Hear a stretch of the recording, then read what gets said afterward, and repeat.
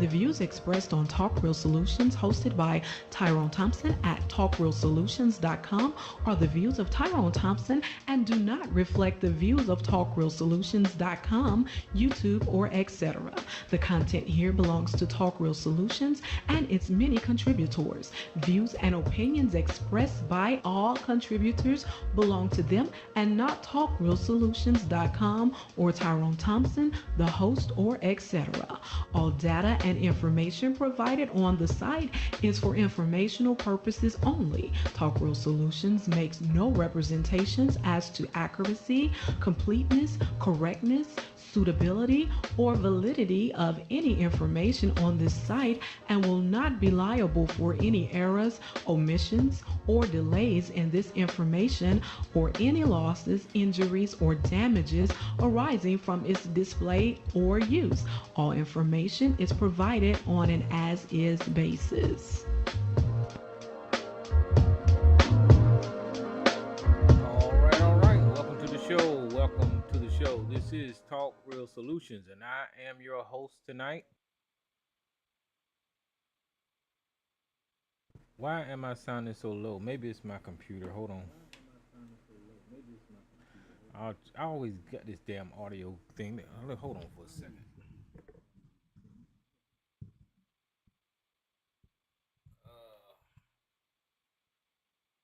Fuck it. All right. So hopefully that should do it. That's for the headphones. Anywho, welcome to the show. Welcome to the show. This is Talk Real Solutions, and I am your host tonight. If you want to join the conversation, you can call in at 1-717-908-1834 and hit the access code at 917324, and I'll get you on the line. And we'll do like we do every Thursday. I'll run my mouth for a little while, and then I'll invite you guys to join in, or you could join in before that if you want to. My audio sucks. And if y'all having a problem with my audio, just let me know, and I'll try to adjust it as we go along. But I can't figure out why it's on the low end of things tonight. And I'm listening to it through another computer on YouTube. Well, maybe because I got my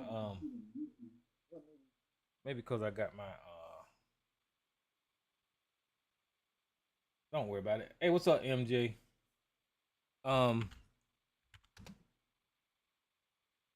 So I guess I'll get that worked out. Y'all can call in. Y'all know how I do. All right, yeah. So listen, what we talking about this week? There's a whole lot going on. There's the Olympics. I don't know if you guys pay attention to the Olympics. I don't watch the complete thing, but ever since I was small, the Olympics have always caught my eyes, and I guess it do for a lot of humans, because the people competing are at like the max abilities of humans, and they're actually doing superhuman shit when they're out there being competitive, and it's something fascinating to watch. And I like watching the female track and field with man, I just had her name in my mouth, Secure Richardson, and the Thomas young lady, and all of those. They be running, and I watch the men, and you know, every time an event come on that catches headline, that's pretty much the event that I watch. And it was pretty interesting this year with the floor gymnast Simone Biles. You know, she did her thing. She didn't get the gold. I think she was shitty. I don't give a damn what they say. She still deserved to go. But I think she's over time, have become one of the most decorated Olympians that they are. She actually, in her short career, has created moves and exercises that other people, other Olympians, will try to, you know, mimic in their routines going forward. I mean, she's outstanding. I mean, she's like the world's best, and I think she will be for a long time. Um, just like a Tiger Wood in golf that set all these records at a young age. Uh, Simone Biles did the same thing, and not only that, I can't just give all the credit to her. There's other athletes that go and participate, and they set world records, and they're busting their butts. I think Richardson got BS out of showing up in the Olympics that one year, because of the marijuana, or I don't even know if it was marijuana. It might have been a vape pen or something like that. Black people can't do anything. I think she came up positive in her system for THC or something like that, and she was still kicking ass. Was the whole thing? Marijuana is not going to speed you up, so I don't even know how that was possible. But they had a big old to do about that, and I think she had to sit out one year, but she showed back up and did her thing. So yeah, I was watching some of the Olympics, and it was pretty fascinating. Um, but there was there was this one story that I don't know what you call this lady that's gone viral with the Olympics and breakdancing. Ray Gunn, uh, Rachel Gunn, or whatever her name is. I don't know what to say about this lady, but they had a breakdancing competition in the Olympics this year, and oh Lord, hold on for a minute. I'm just talking. Nobody on the line can hear me. Hold on. Let me turn my mic on the conference call. Now I'm back on the conference call. But yeah, they had breakdancing in the Olympics this year, and this lady Rachel Gunn, um, I think I don't know what the hell she was doing, but she embarrassed the whole genre of breakdancing whenever she did whatever the hell that was she was doing. And it's a shame because breakdancing, we know it started in, I think it was New York. I don't know if it was the Bronx or Brooklyn, but in the streets of New York, this genre of dancing started way back when, and it's evolved, and it spread all over the world. And the good thing about breakdancing is now that this year happened, it evolved into an Olympic competition, which is amazing for something to come out of the streets like that. People having their own street battles, if you will, and breaking and having contests and all that kind of stuff, kids having fun, and that evolved into an Olympic sport. I thought that was fascinating, just the history of breakdancing myself. Um, but I believe, and this is my own conspiracy, I believe this white woman from Australia ruined it for every damn body because I don't know what the fuck she was doing. Um, I don't know if you guys seen her routine or let me see if I can find. I think they heavily monitor these uh these Olympic sport videos because some you can get, like you can see Shakira Richardson running. You can see other routines, but I try to Google this lady dance routine, and I cannot find it nowhere except for on TikTok or whatever, where somebody's making fun of it. I don't know if they monetize it or you can get money. Maybe I better not try to play it because if I do, I might get in trouble, huh? Let me see. All they got is interviews of her doing whatever it was the fuck she was doing. Let me see if they got this playing here. I don't think you guys can see the whole screen. Yeah, I don't know what that is that lady is doing. What the fuck is that? I don't know. I look like an ABC dance. Oh, yo, Mister on the floor. So let me take this off the screen right now, and I might play it a little bit later because I don't want to have my channel get flagged. But that was hilarious to watch this lady come out here and do whatever the hell that was she was doing. I've never seen anything like that in my life. I'm trying to get the whole thing on the screen. Let me see. It was embarrassing to that sport, to that event of breakdancing for this white lady to do what white people do. Come out here and pretend that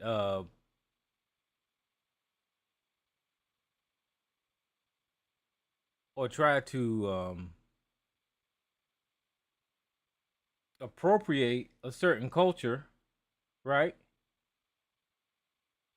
And make it all the way to the Olympics. Yeah, you can see her whole screen, her full screen of her. But make it all the way to the Olympics, and just I don't know. Look at the confidence in her, right? She really serious about scratching the floor and waving around. What is this?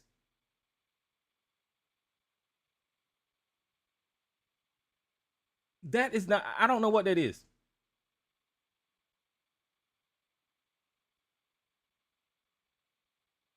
And I don't know what that move was with the kangaroo. I've never seen that in dancing before. The water sprinkler. I don't know what the fuck that was. But she's your Olympian competing. Look at her sliding around on that damn floor. She's competing in breakdancing in the Olympics. You got to be shitting me. Oh, they got little names of it whenever it go. I wasn't looking at the little names whenever she was going by. So let's see if somebody named them. And that says DJ Scratch. Number 9. Taming the Cobra is that move. Yawn is that move. Helicopter arms to the floor work combo. Wait a minute. This is kind of funny. Kangaroo pose. Okay.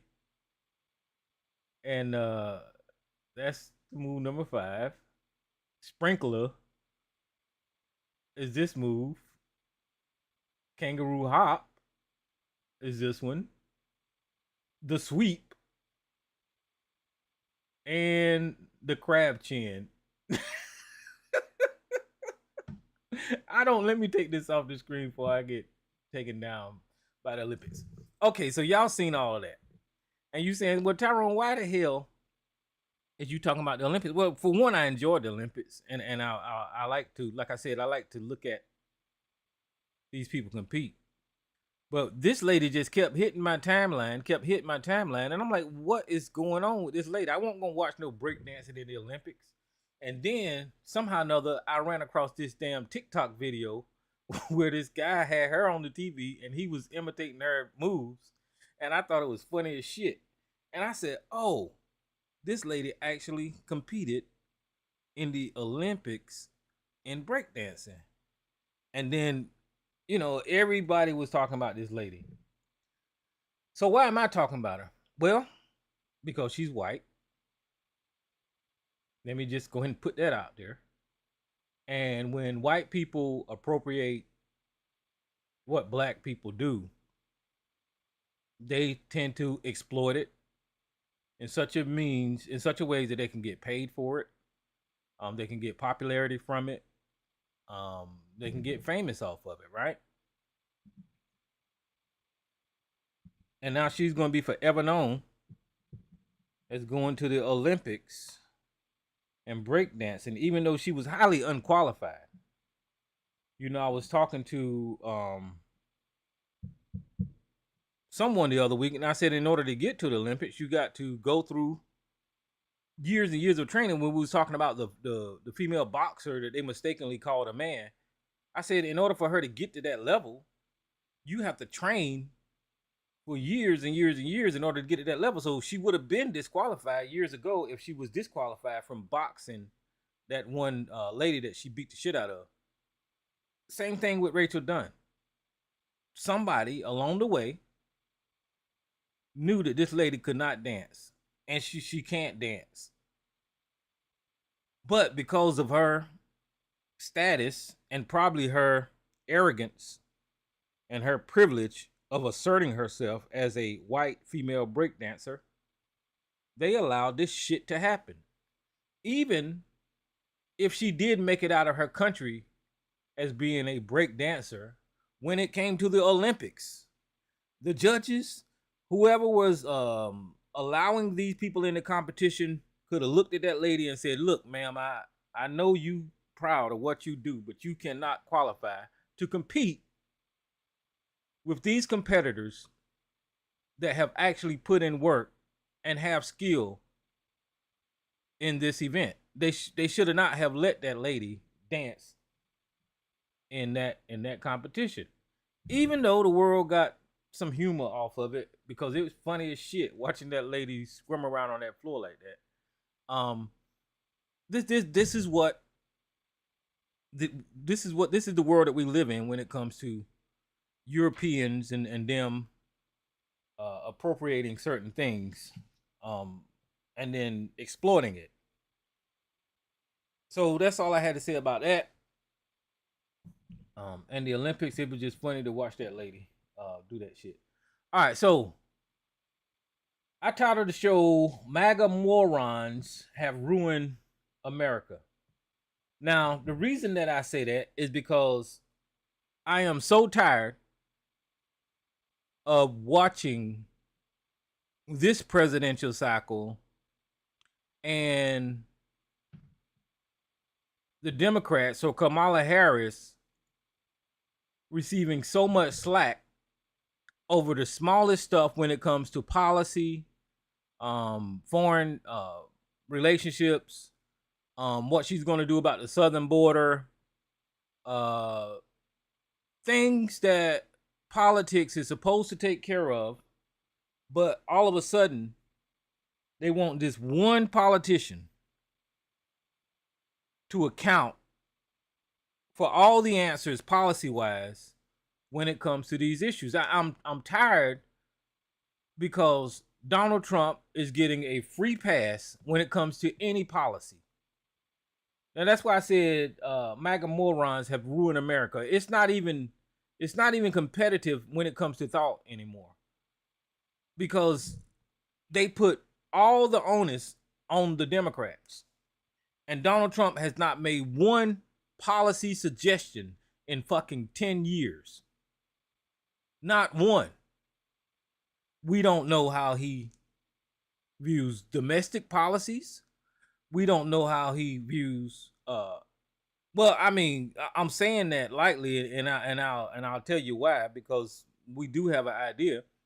But he don't talk to the people about Social Security.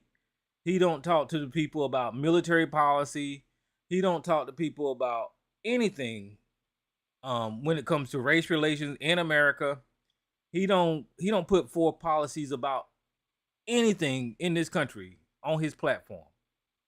Neither does any of the Republicans, because in order for them to put forth a policy, they have to agree with Donald Trump, and Donald Trump ain't put forth shit. So the Republicans are looking like morons as they go out there and talk politics to the country, and they have to skip around and try to bullshit the American people when it comes to policy. Now, the Democrats straight up got all the policies that you want, and they can explain every one of them. But to talk policy when it comes to engaging with the MAGA morons is ridiculous, because they don't hear anything. They're stupid. These are some of the dumbest people And you got an example of that last week when Sarge called in. I don't even have to say no more than that. Y'all listen to the conversation. You listen to the conversation. You listen to the conversation when he straight up made up a lie about Tim Walls in the bathrooms. And then we had a brand new caller that was sitting on the outside listening to the show. And that person could not take it any goddamn more. And they called in here and they said, look, dude, you lied. And here is the policy on the bathrooms that Tim Walls put forward. And, you know, he was a fucking lie. He sit right here and lied and got fact checked in real time. And I'm pointing that out because that's a constant cycle with these morons. With people like ABC and Sarge and sometimes Jermaine in the goddamn chat room. They constantly repeating these stupid ass goddamn policy positions that don't do shit for America, that don't even help themselves out, but they still want to promote Donald Trump and lift him up as somebody who's going to be good for this country. He's not. This man is an adjudicated rapist. He got found civilly liable for violating someone sexually. He has 34 felonies. He is a plaintiff in an election fraud case, right? He's been impeached twice.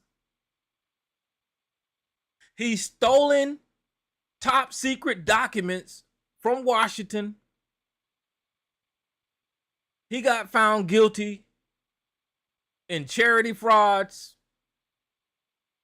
He had the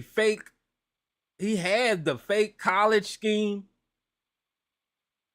He violated the emoluments clause of the Constitution where he was using the White House as his own piggy bank, right? We heard him when he came into the office when he was telling the world how he feels about women and their bodies and what he will do because he's rich and famous. He said that he would grab women by their genitalia, right? Forcefully.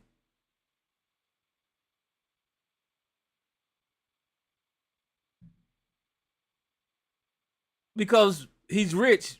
In his mind, he thinks that women will allow you to do it. He tried to overthrow the American government with a coup on January the 6th. And that's just the beginning. That's just the tip of the iceberg. And he's on the Jeffrey Epstein flight log. Now you hear ABC and Sarge make up lies about Barack Obama and Democrats and pedophilia and all of these kind of stuff and children and drinking baby blood and all this kind of stuff. We know Jeffrey Epstein ran a fucking island with children, where grown people, grown rich men was having their way with little girls. This is a fact. This is why he went to jail.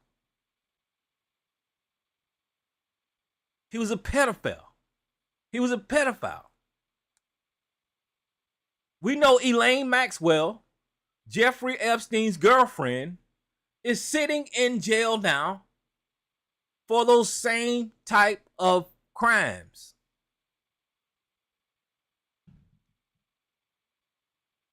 We know that. And we know that Donald Trump and Jeffrey Epstein, now I got your pictures on the screen now where you looking at him and his wife and Elaine Maxwell, Jeffrey Epstein and Donald Trump at parties, pointing at little girls, right? They're pictured together. This is a real history of Donald Trump hanging out with a pedophile. These are not AI pictures.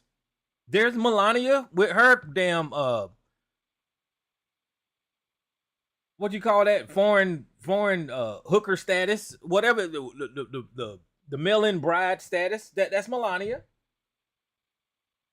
She was Donald Trump's mail-in bride. And then you see Donald Trump standing there with the pedophile. And I've obtained, because I'm always making this claim, I've obtained the flight log where you see is highlighted of Donald Trump on Jeffrey Epstein's flight log, where he signed to get on the goddamn plane to go down to Jeffrey Epstein's island with those little girls.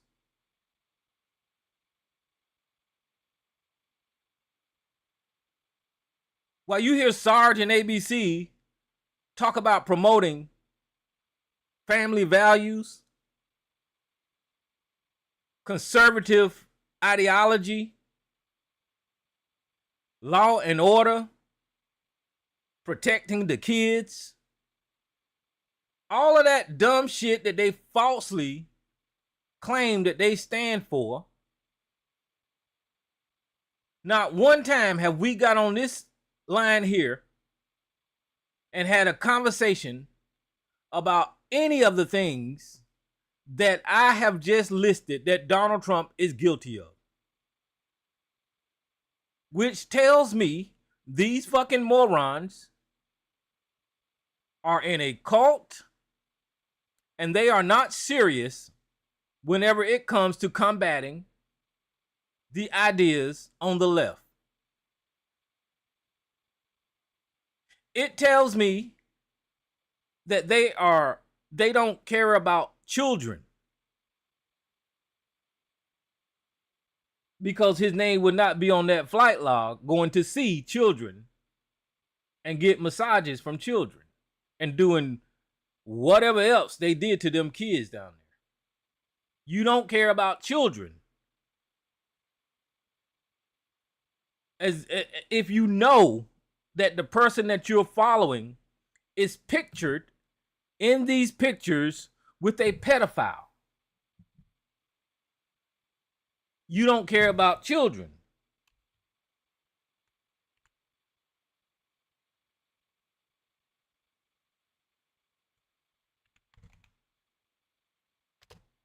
If you know,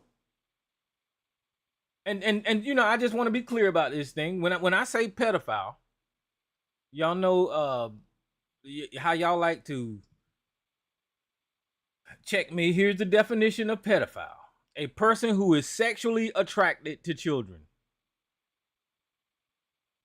Because Jeffrey Epstein owned that island and hired underage girls, or had underage girls working there, those grown men were sexually attracted to children. So that's why I say, well, I didn't show y'all the definition, so I can show y'all. I got too many things going here. Okay. Where's my damn window at? There you go. Yeah, a person who is sexually attracted to children. That's the definition of a pedophile, right? And I'm not saying any words that would get me suspended. I'm just giving you definitions of what I'm talking about here, because this is important. And it's been being looked over by people that have these political conversations. It's been looked over by the mainstream media. It's been looked over by the campaigns that are fighting against each other. I don't know why we're not stressing this. That the person that is in top position in the Republican Party, in the conservative, racist ass Republican Party, is seen in these photographs with a pedophile.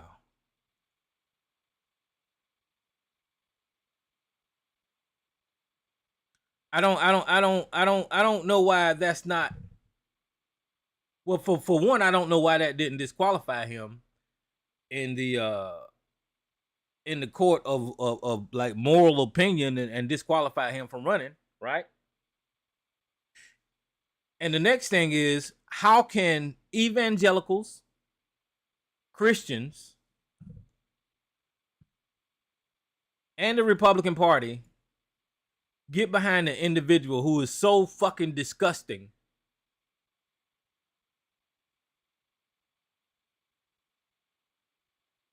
that he think that his money can buy children to pleasure himself? And as you look at these pictures, they're not the only ones in the room. You've got adults in this room that knows who Jeffrey Epstein is, what he does. These are the elite, powerful people in this country.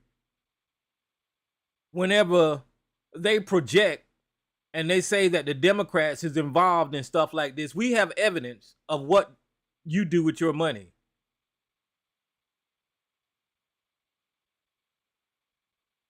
And it must have been so bad what he was involved in that while Donald Trump was president, and they found this man guilty, you can connect the goddamn dots. This man wound up dead while Donald Trump was president. Jeffrey Epstein died in fucking jail.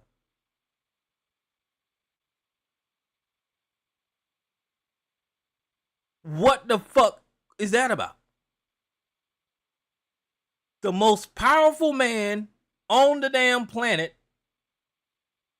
gets outed about hanging out on an island full of children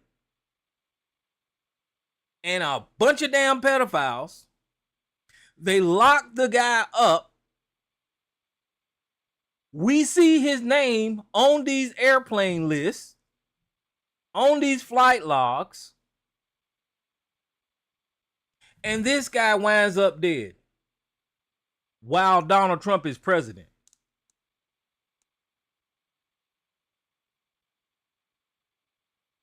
Now, I don't know what happened to Jeffrey Epstein, but he don't look like a person that would kill himself. Is Elaine Maxwell dead? Did she learn to shut the fuck up, right? And not write a book, not make a movie, because her husband or her boyfriend is dead. I'm pretty sure she loved life probably just as much as Jeffrey Epstein loved life. That man was not suicidal.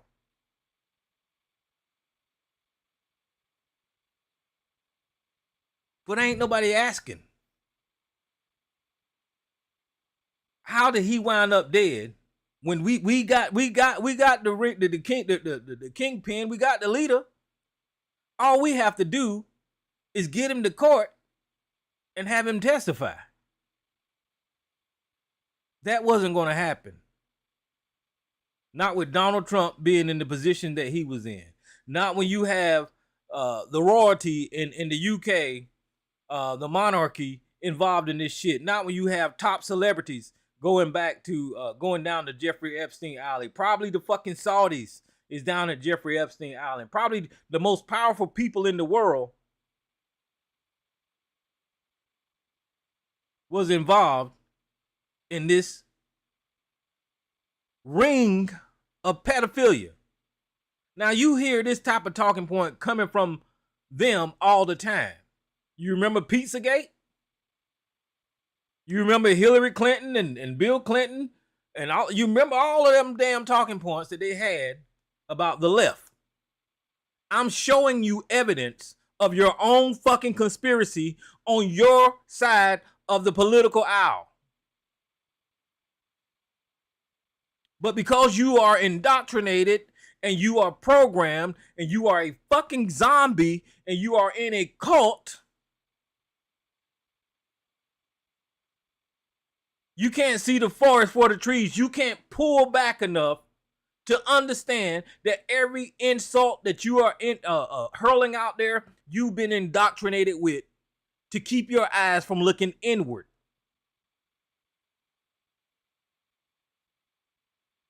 They feed you this dumb shit on Fox News about the Democrats stealing the election, right? Motherfuckers is going to jail for stealing the fucking election.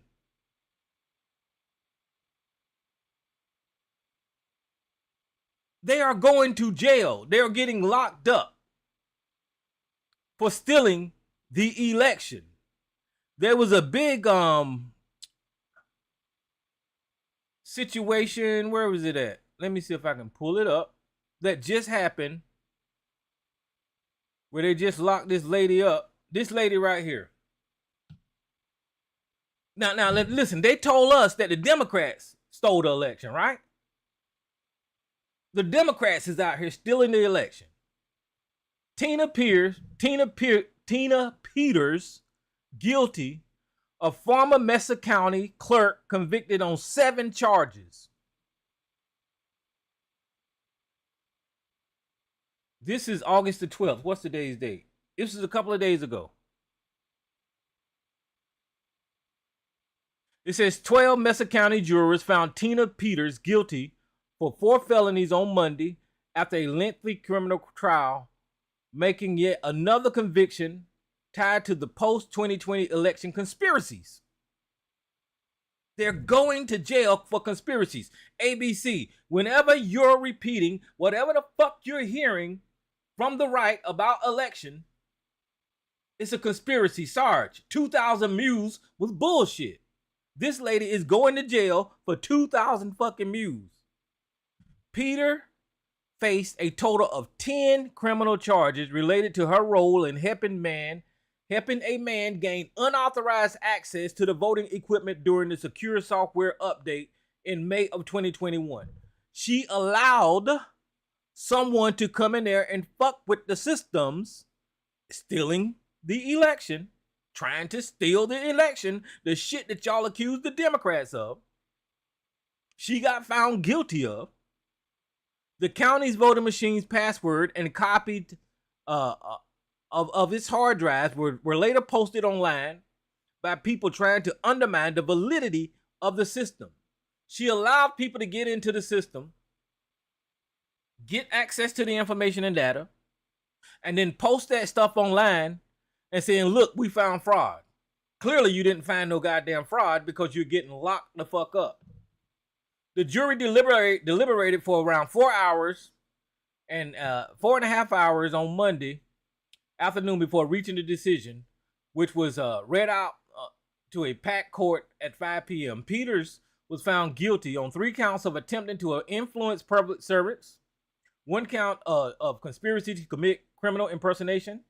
She was also convicted of the first-degree official misconduct, violating duties, and failure to comply with an order of the Secretary of State, and all misdemeanors.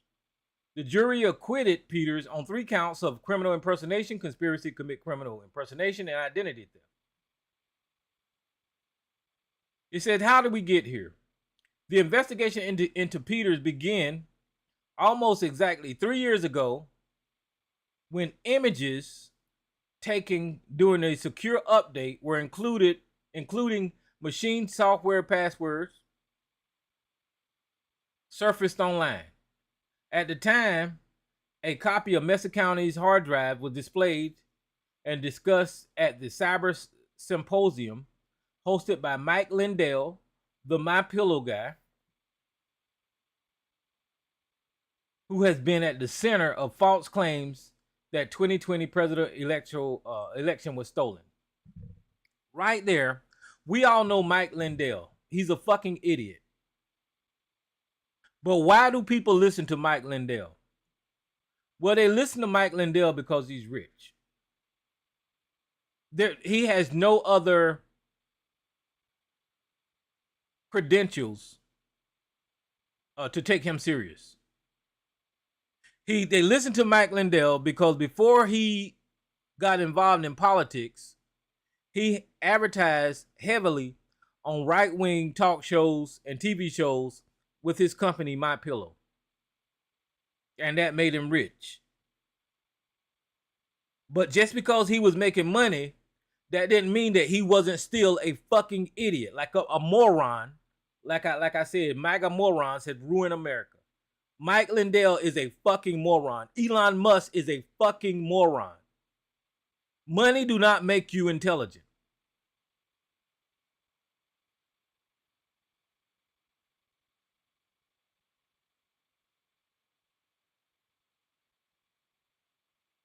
Let me see.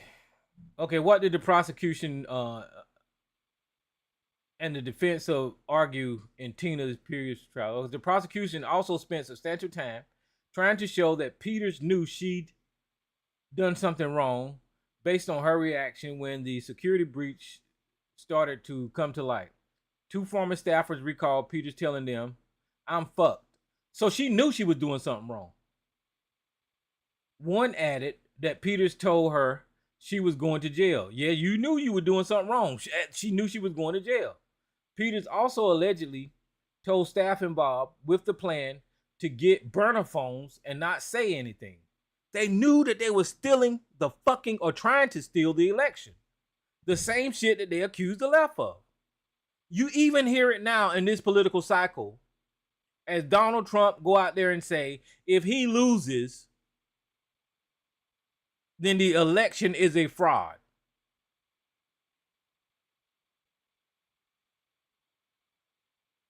The defendant was a Fox Garden hen house.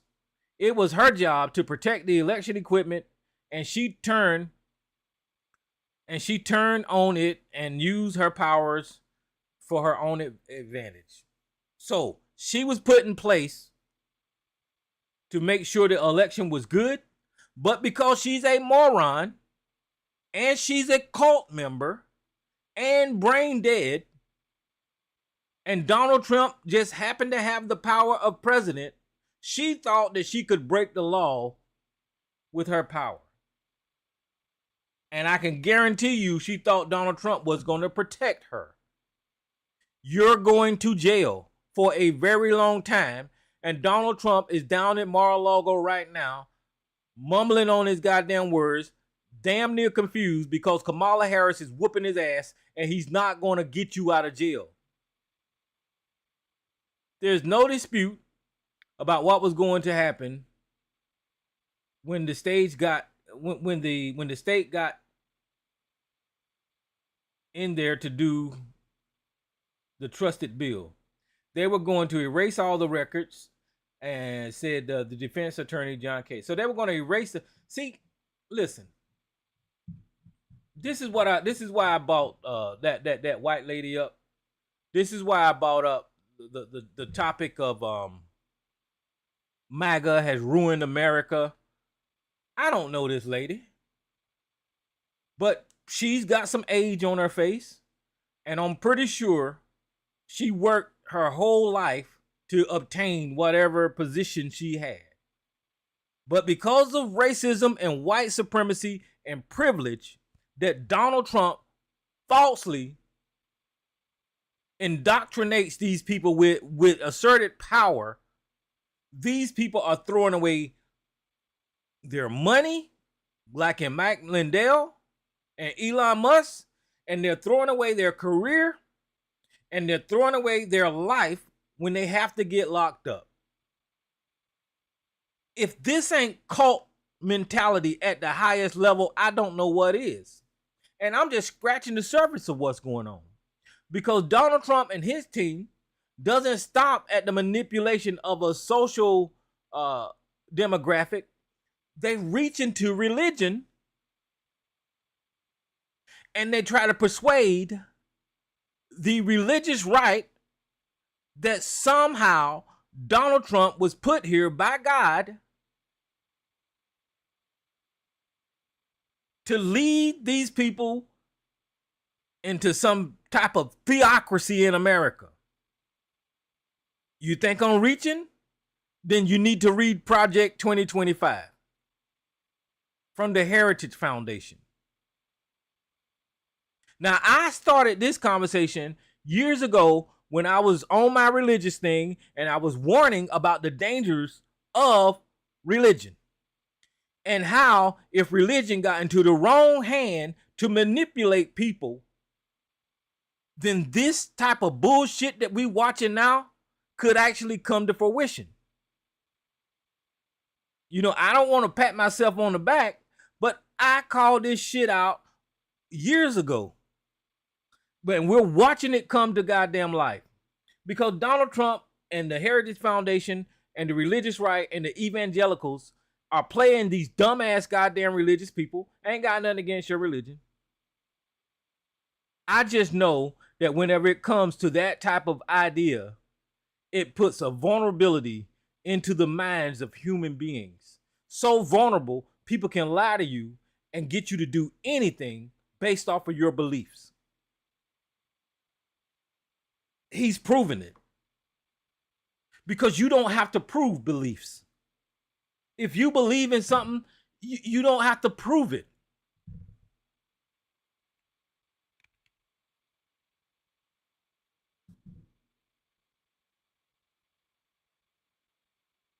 You just have to accept it.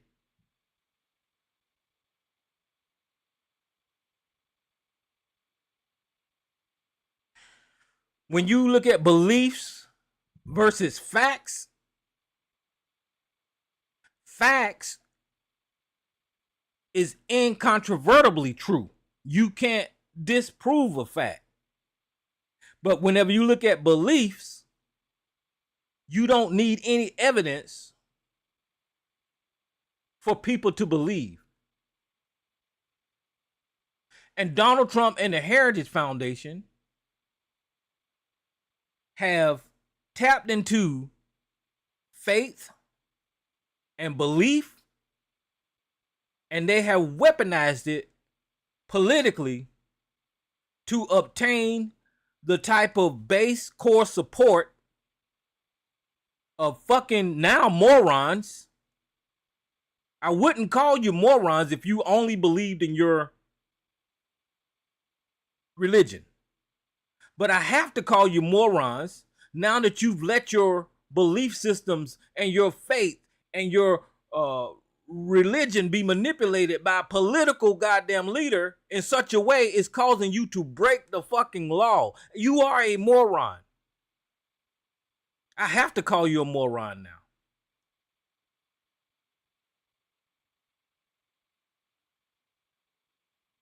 Because you've given up on your damn religion.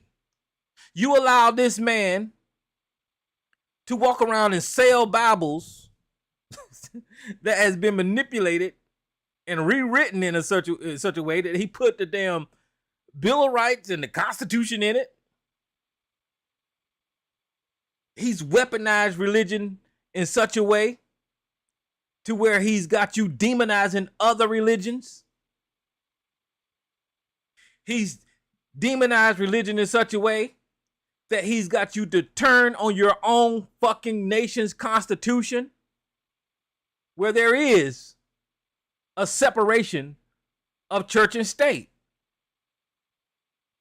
He's got you to accept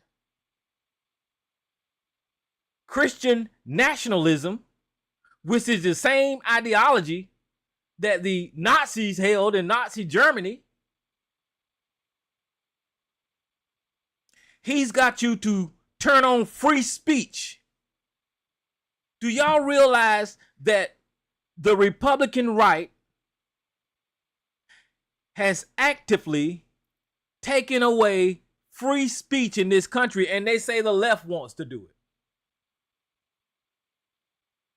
Well, Tyrone, how do you say that they've taken away free speech? Well, I'll tell you. Speech in this country is a matter of expressing yourself verbally, orally, or through publications. Your actions, all of that is speech. And in this country, you've got a right to express yourself without being stopped. But, because the right has told its fucking base of evangelicals that it is okay to ban books speaking freely about the history of this country, the state of Florida have actually put in policy how that free speech is stifled. Those publications have been banned, not only in Florida, across this damn country. But they stand for free speech. Whenever a woman decides that it is in her medical interest between her and her doctor to get medical care for whatever situation that involves her, you have the Republicans violating that woman's right to privacy and interfering with that doctor and his patient through policy. We're watching this. But they tell you the Democrats want to take away your rights. The way we're watching rights be eroded in this country is only coming from one fucking direction. It's coming from the right. With that Supreme Court decision, and now, well, in Colorado, they ignore the Constitution when it comes to somebody being involved in an insurrection and being qualified to run for president. And then this latest decision about one individual being immune from the laws of this country because he holds an office. You're watching rights be eroded left and right in this damn country with the banning of books, with the immunity decision of the damn Supreme Court, with the decision to overturn Colorado's decision to kick somebody off of their ballot. You're watching rights be eroded. You're watching rights be eroded as they, like I said, they don't want you to talk about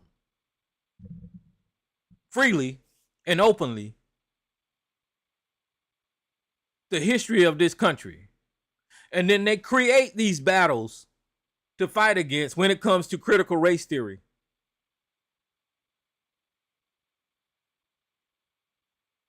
And because they've created this battle of woke or critical race theory,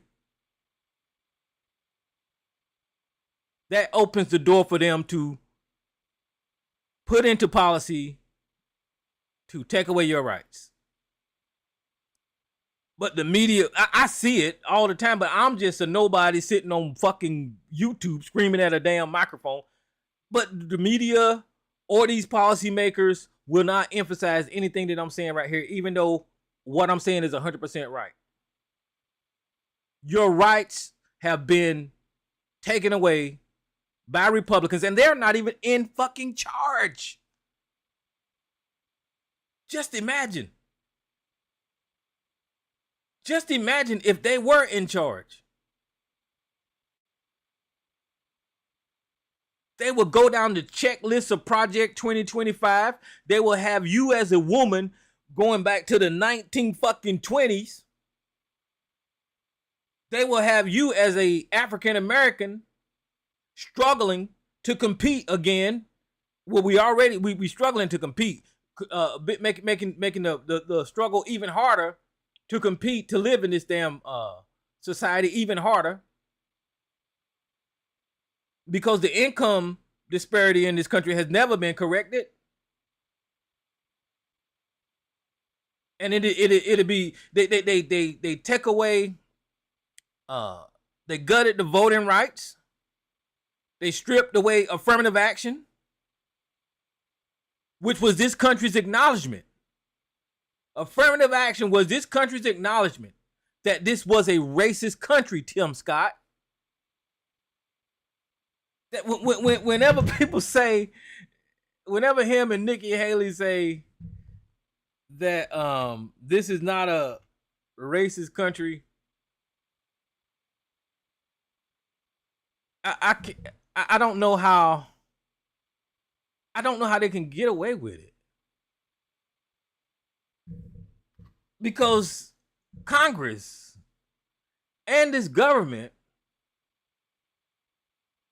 has legislated and put into law with the Civil Rights Act of 1964 that this country is very fucking racist. It's in our fucking doctrine.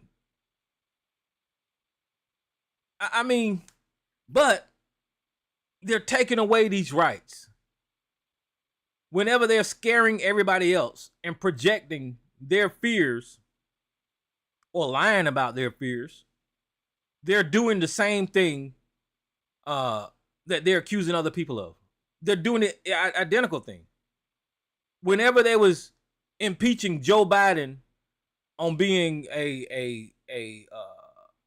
being in cahoots with foreign countries, and his son was getting money from foreign countries and all this. No, it was them doing it. Look at fucking Jared Kushner getting the $2 billion from the Saudis. Look at Donald Trump setting up all these deals with China and making money while he was in the office. They're the ones that is corrupt, but because they get to the microphone first and they scream these things out into the fucking air repeatedly, over and over again, accusing people of what they're guilty of, the narrative becomes what they say repeatedly. And if I can sit up here and say this and articulate this just as plain and easy, I don't know why the hell the Democrats or the media have not got in front of what they're doing and either tamped it down, made them look stupid, or just plainly call it out all the time. It's easy to call out. They know that they're lying. They know that they're manipulating people that has very low IQs. Sarge is not smart. I'm sorry. He's a dummy. ABC is one of the dumbest motherfuckers that I ever talked to on this goddamn planet. I ain't got nothing against y'all, but y'all dumb as hell. You're dumb and you're a moron, and because you cannot believe that a person with somewhat, I don't know, moderate intelligence would be able to be swayed by social media or even a news show without first researching and validating the information that they receive before you make a move. And I have to use the time period of COVID to prove my point here. As we watch the numbers of Americans die in the millions,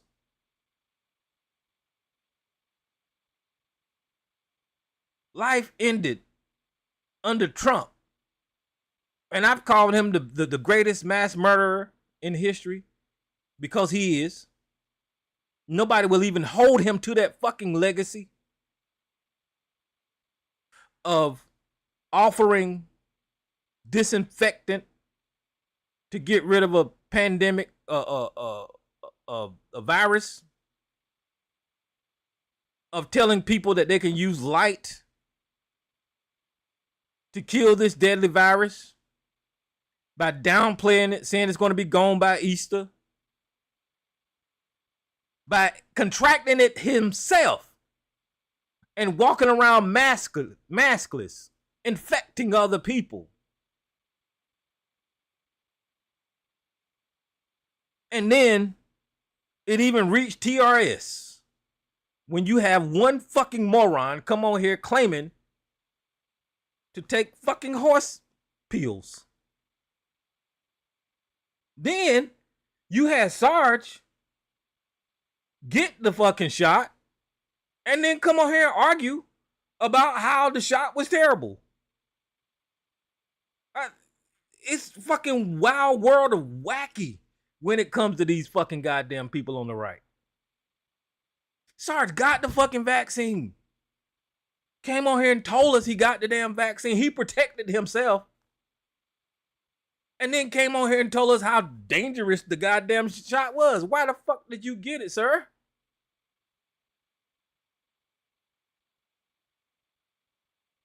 See how wacky that is? Why did you got Judge Janine sitting on Fox News talking shit about the virus and the shot, and she's vaccinated. You got all of fucking Fox News vaccinated while they're killing their goddamn listening audience. That was a sad time in this country. And that's why I know these guys are fucking morons. Because if you have not learned by this motherfucking time that you are being lied to and manipulated, there is no help for you. There is no having a regular conversation with these people that support the right-wing politics in America today. There is no going back for the Republicans. You cannot turn this around. You cannot undo whatever the hell you guys have created now. That you're just extremists, you're racist, you're anti-American, you don't believe in the rule of law, you don't give a shit about family values, you don't care about children because Donald Trump is a pedophile and you have not called him out yet. Donald Trump has been found liable for assaulting a woman sexually and you have not called it out yet. Everybody on Fox News, Roger Ailes, Bill O'Reilly, a whole lot of people on Fox News have been fired because of sexual assault. You know, the family values people. Marjorie Taylor Greene have slept with every damn body with her fucking Neanderthal looking ass and got a divorce. Lauren Boebert is running around here getting her felt up in a damn theater at a child's fucking goddamn theater show, Beetlejuice, vaping in the damn theater, reaching and stroking somebody off in it. You ain't family values. That I don't know what the hell y'all be talking about or why y'all so disillusioned that you will allow these talking points to seep into your head and you think people like me ain't looking at you shaking my head like, what the hell is wrong with y'all? Because you get the microphone and you get to say whatever you get to say with no pushback, you think that because you said it and nobody said anything back to you that it's okay. No, it's not okay. That is one reason why Sarge screams and yells whenever he interacts with me, because he know good and damn well that Tyrone is not going to put up with that damn bullshit. That is another reason why ABC, whenever he gets in a conversation with me, he's screaming and yelling and huffing and puffing, because I'm not going to listen to that dumb shit that you say. You can sit on this microphone and talk to people and they agree with you. I'm not one of them. I will never be one of them. If I hear you lying, you're going to be called a fucking liar. Sirs, you just are. I'm not going to sit up there and just be okay with it. You know, one or two might slip by me. And if I hear, I'm just going to say, prove it. Or, here's the evidence to prove you wrong. That's the only thing I'm going to say. That was a perfect example last week when Sarge came on here and talked about Tim Walz and his tampons in the bathroom policy, and the caller just called in and said, no, that's not true. Here's the policy. Because he was lying. That's all the fuck they know how to do is lie. That's why they're fucking morons. And they've ruined this damn country. They've ruined this country because now you cannot have a regular conversation with anybody on the political opposite of you. You cannot have a policy conversation. You cannot talk about candidates. You cannot talk about history, because now your history involves racism. Well, why are you saying racism, Tyrone? But right there at the briefing, at the conference Donald Trump just had last week, he sat on stage in a room full of black journalists and told black journalists that the Asian and black candidate for presidency was not black. He just did that. That's racist. What other evidence do you need that I've been right about calling you guys racist? Your candidate is a fucking racist. That's a fact. You don't need any other fucking evidence besides that interview that he did sitting on that stage. He don't have to say N-word, N-word, N-word. Your actions, your sentiments, your thoughts, you not understanding simple biology of biracial people makes you racist. But you know, I know I'm ranting and raving about a whole bunch of dumb shit, and I've been going for a while tonight, y'all. I'm sorry. I know that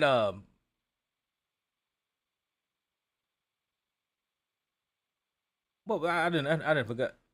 Yeah, I know that these politics and Donald Trump's way of changing the Republican Party has turned this country into a place of divisiveness, anger, and just crazy conspiracy theories all over the place. But there's hope.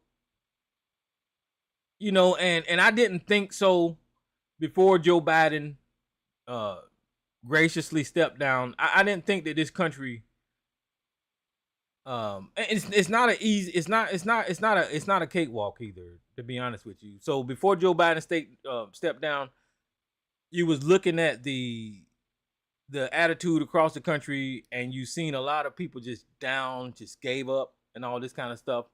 But Kamala Harris and Tim Walz have injected some type of energy into the populace of America that has really got people motivated again. And they're going to win, but it's not going to be an easy victory, because the other side is not going to fight fair. They're not going to fight vote for vote, because if they fight vote for vote, they will lose.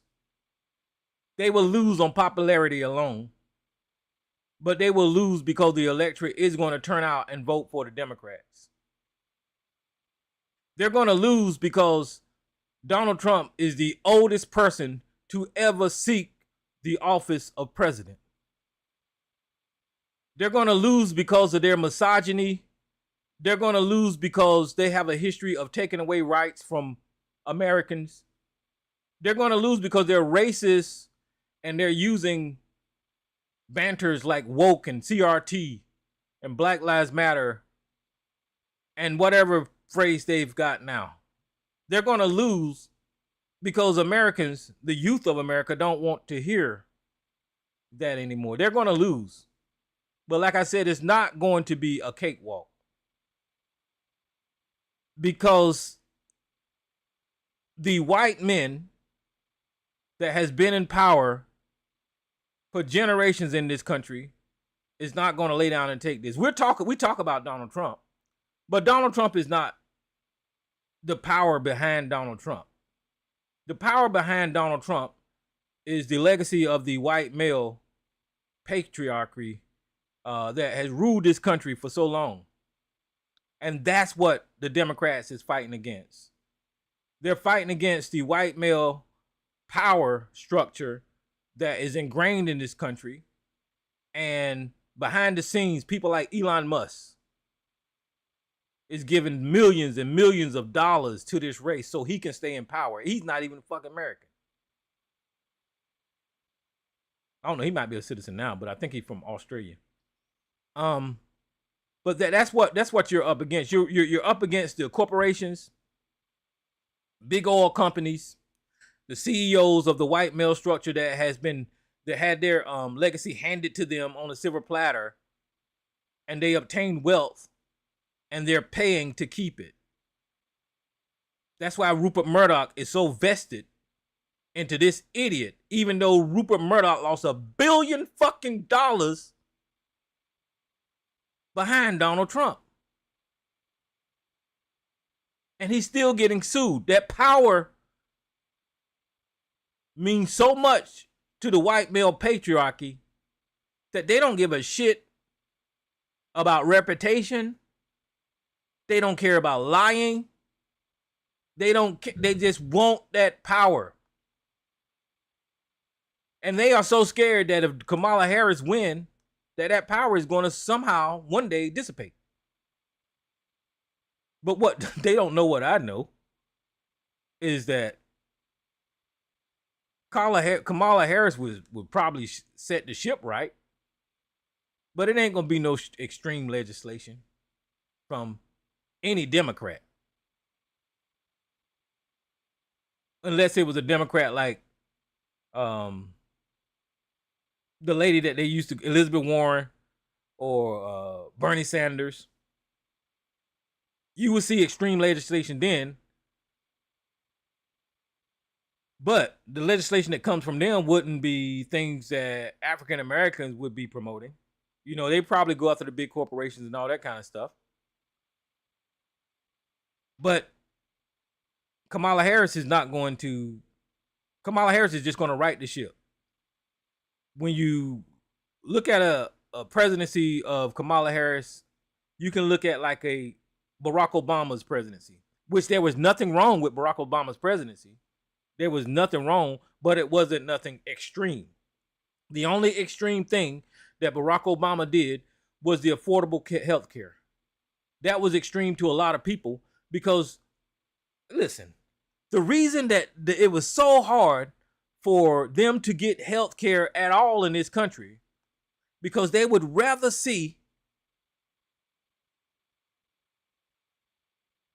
poor white people not have health care and die if it meant that black people couldn't get health care. That's all that argument was about. They don't want black people to have, that's what this whole goddamn political situation is about. That's why whenever you look at the right, they automatically come up with an argument against Black Lives Matter. Where the hell did that come from? George Floyd got choked to fucking death. Trayvon Martin got shot to death. Why are you opposing the idea and the thought that black lives also matter? Then, out of nowhere, it won't nothing going on really. You have them arguing against critical race theory because it makes us feel bad.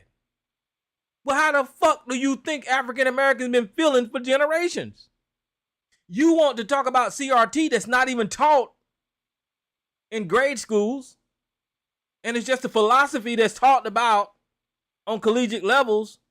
You want to make that a political argument to put the fear into white America, saying that somehow or another they're making your children feeling bad by talking about critical race theory and the unjust ways people been treated in this country throughout history. Then, nothing won't going on. You hear them come up with woke. They had to reach deep for that one. Because where that idea was getting passed around was on social media.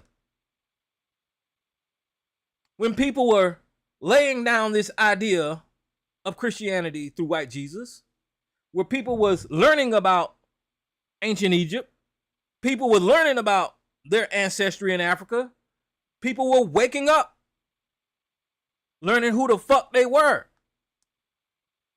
understanding that white supremacy was killing our people at the hands of badge-wearing state-sponsored fucking terrorists. You know, and other people, we were saying amongst the community, you know, that you either were woke or you weren't woke. So they took that and they ran with it, right?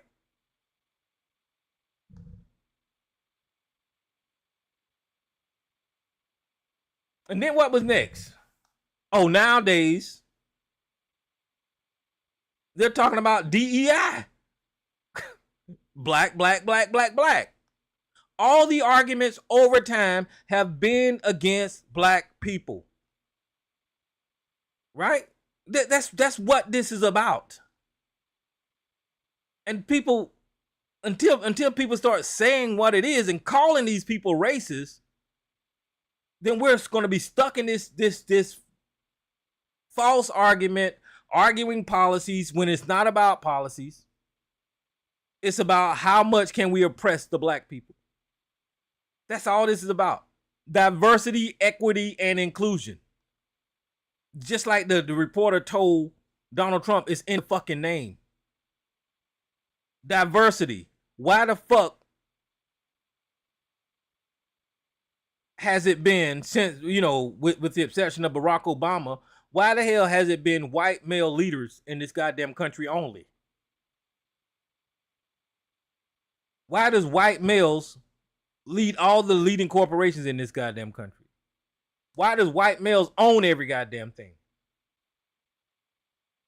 Diversity. And that's just at the upper levels. But whenever you look at the workforce, whenever you look at people getting promoted and advanced in positions of prominence, yeah, you're going to get passed over because you have an African sounding name. Remember that conversation? You know, all these things. You know, diversity, equity, and inclusion. But that just means nigga. And that's all an evolution of the Southern strategy. When Lee Atwater, you know, tried to come up with this concept of using other words to replace the N-word, but, you know, the policies would affect black people the most. It would hurt poor white people too. So they're willing to sacrifice the least fortunate of their own group so black people were hurt the most. And that's what the Affordable Care Act was about. That's why you seen people pushing back against the Affordable Care Act. That's why they say they started railing against the Affordable Care Act. To this day, they're gonna tell you they want to get rid of the Affordable Care Act. And you want to ask them why? Well, because that means black people won't have health care. And the Affordable Care Act don't cover all fucking black people. Obama did what he could in this country to help people out.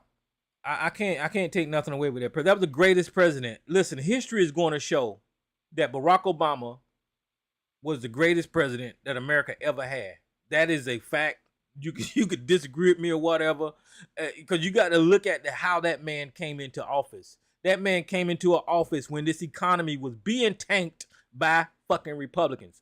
George Bush, Dick Cheney, and all of his ilk walked out of his fucking administration with $1 gazillion. They wrote checks to these motherfuckers on Wall Street. They wrote checks to Dick Cheney. They wrote checks to fucking George Bush before they left office. Google it. Then Barack Obama had to, when that housing bubble, when that prime mortgage shit, that was George Bush robbing people. That fucking fake ass war that got people killed, that was George Bush.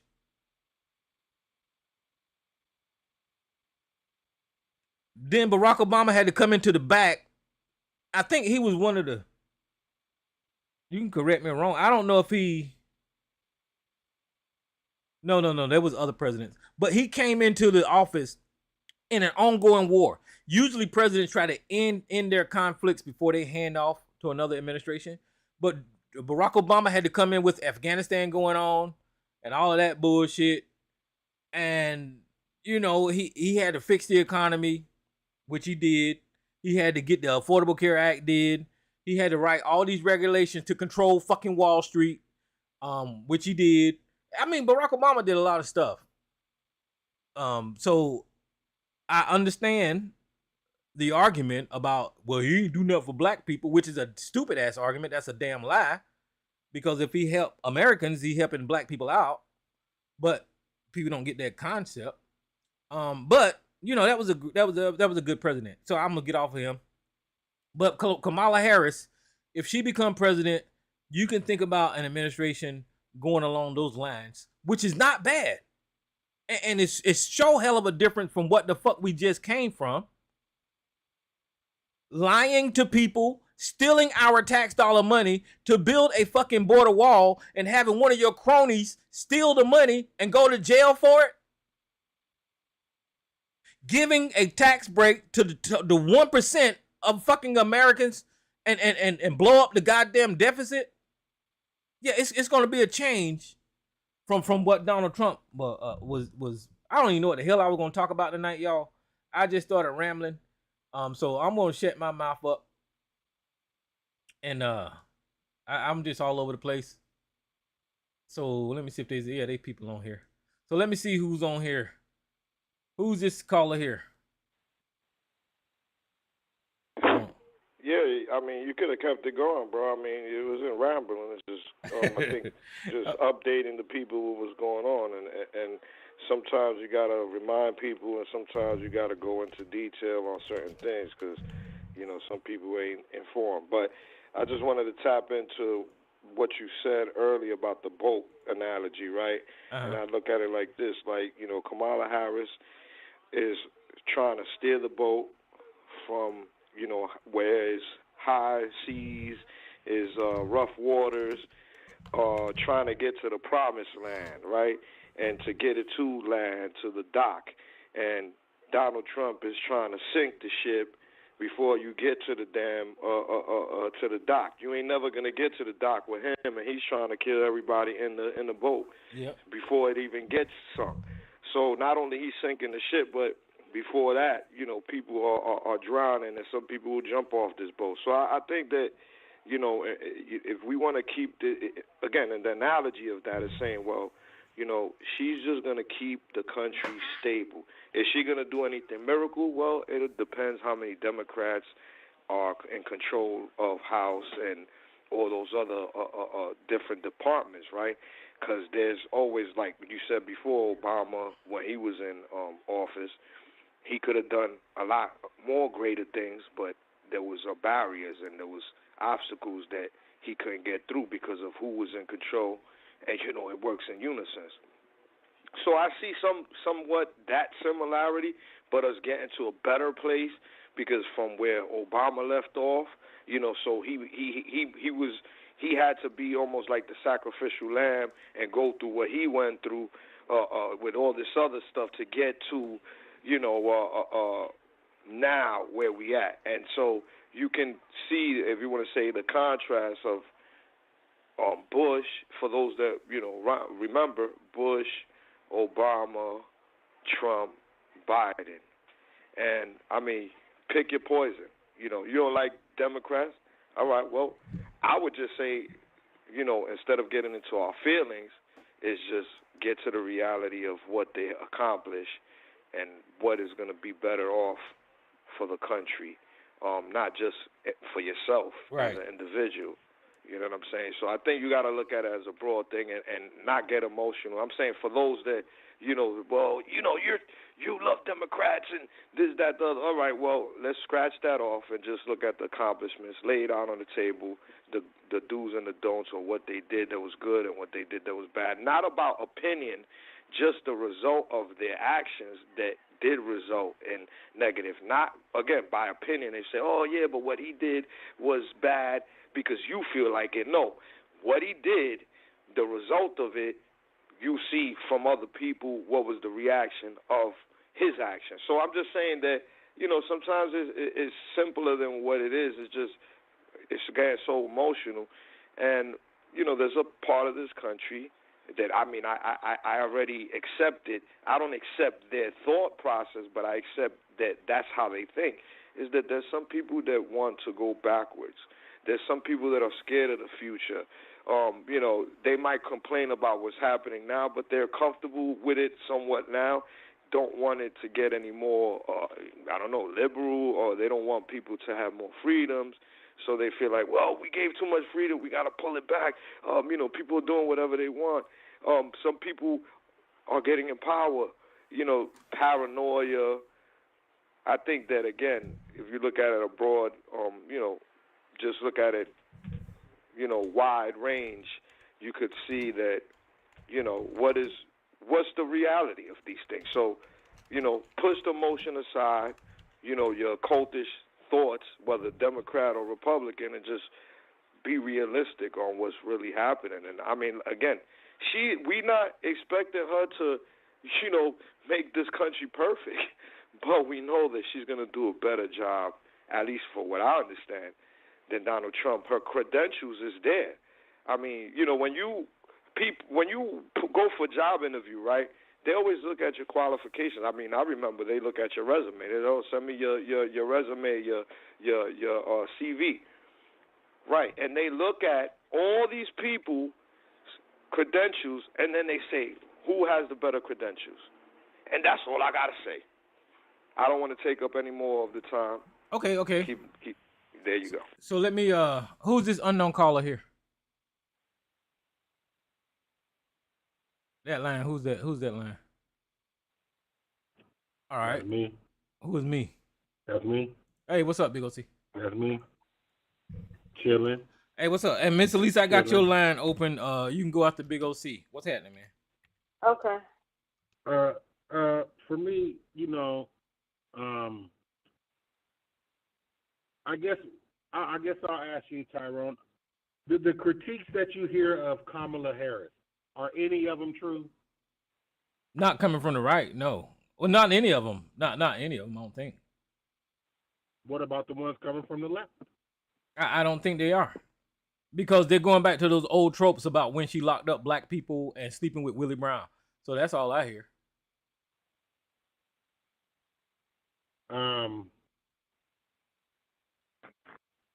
I guess my question is,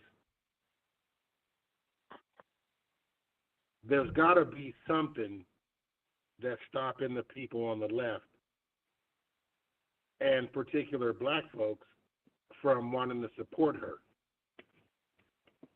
And that's what I want to drill down to. I know all the critiques against her, but I want to know why a lot of black folks are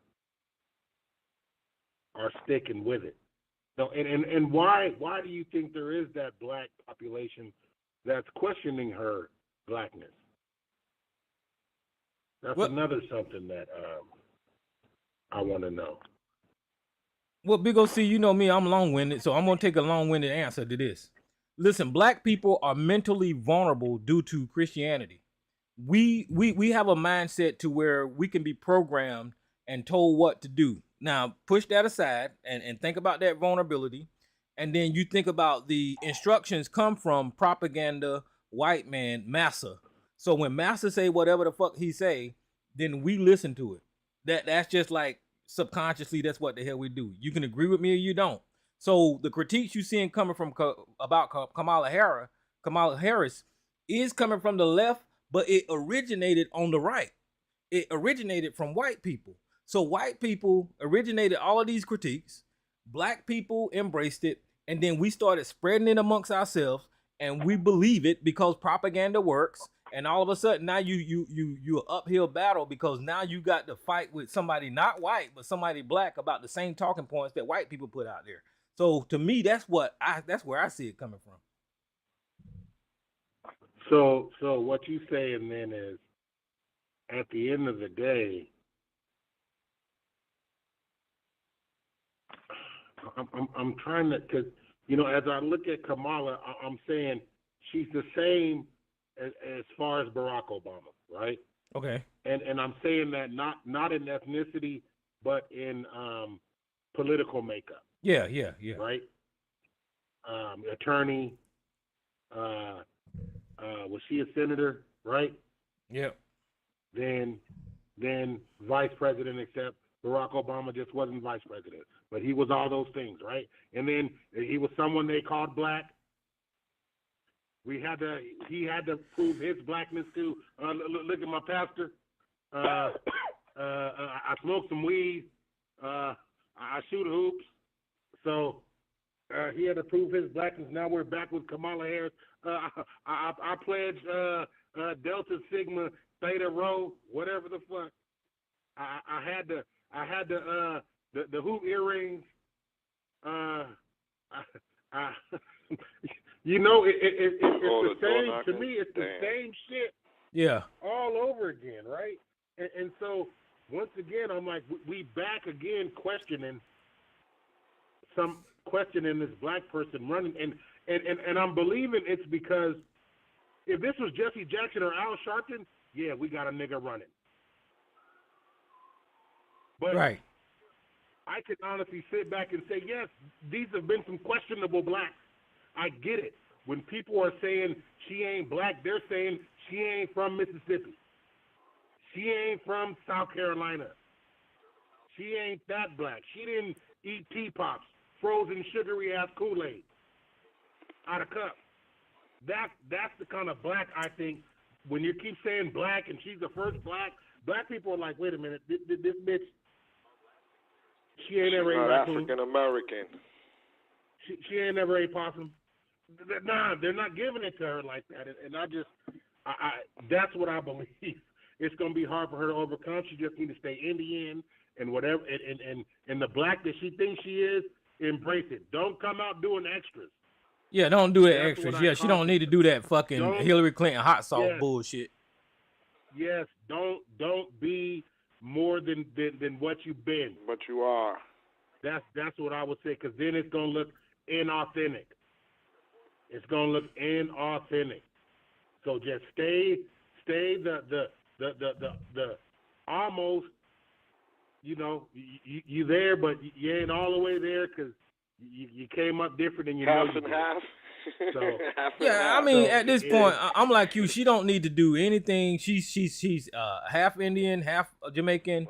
That's who the fuck you are. Just be that, and you fine. You know. Don't be extra. Basically, don't be extra. Don't do nothing extra. Don't try to, you know, overdo anything. Just be yourself. Yeah, don't niggerize no part of your presidency. Don't try to stereotype yourself and shit. None of it. Don't bring none of the typical niggas in politics. Don't bring none of it. None of it.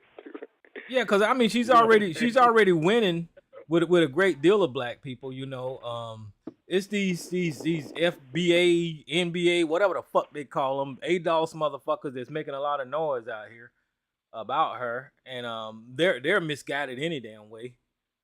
So I just wish that Tyrone, who do you think told Trump, hey man, black people don't think she black anyway? Go out to that NABJ and question her blackness. Somebody black. Yeah. Had to have fucking told her. And I bet it was that goddamn Byron Donald. Most likely, you probably was. Byron Donald. He had somebody in his ear. Because the way he said it,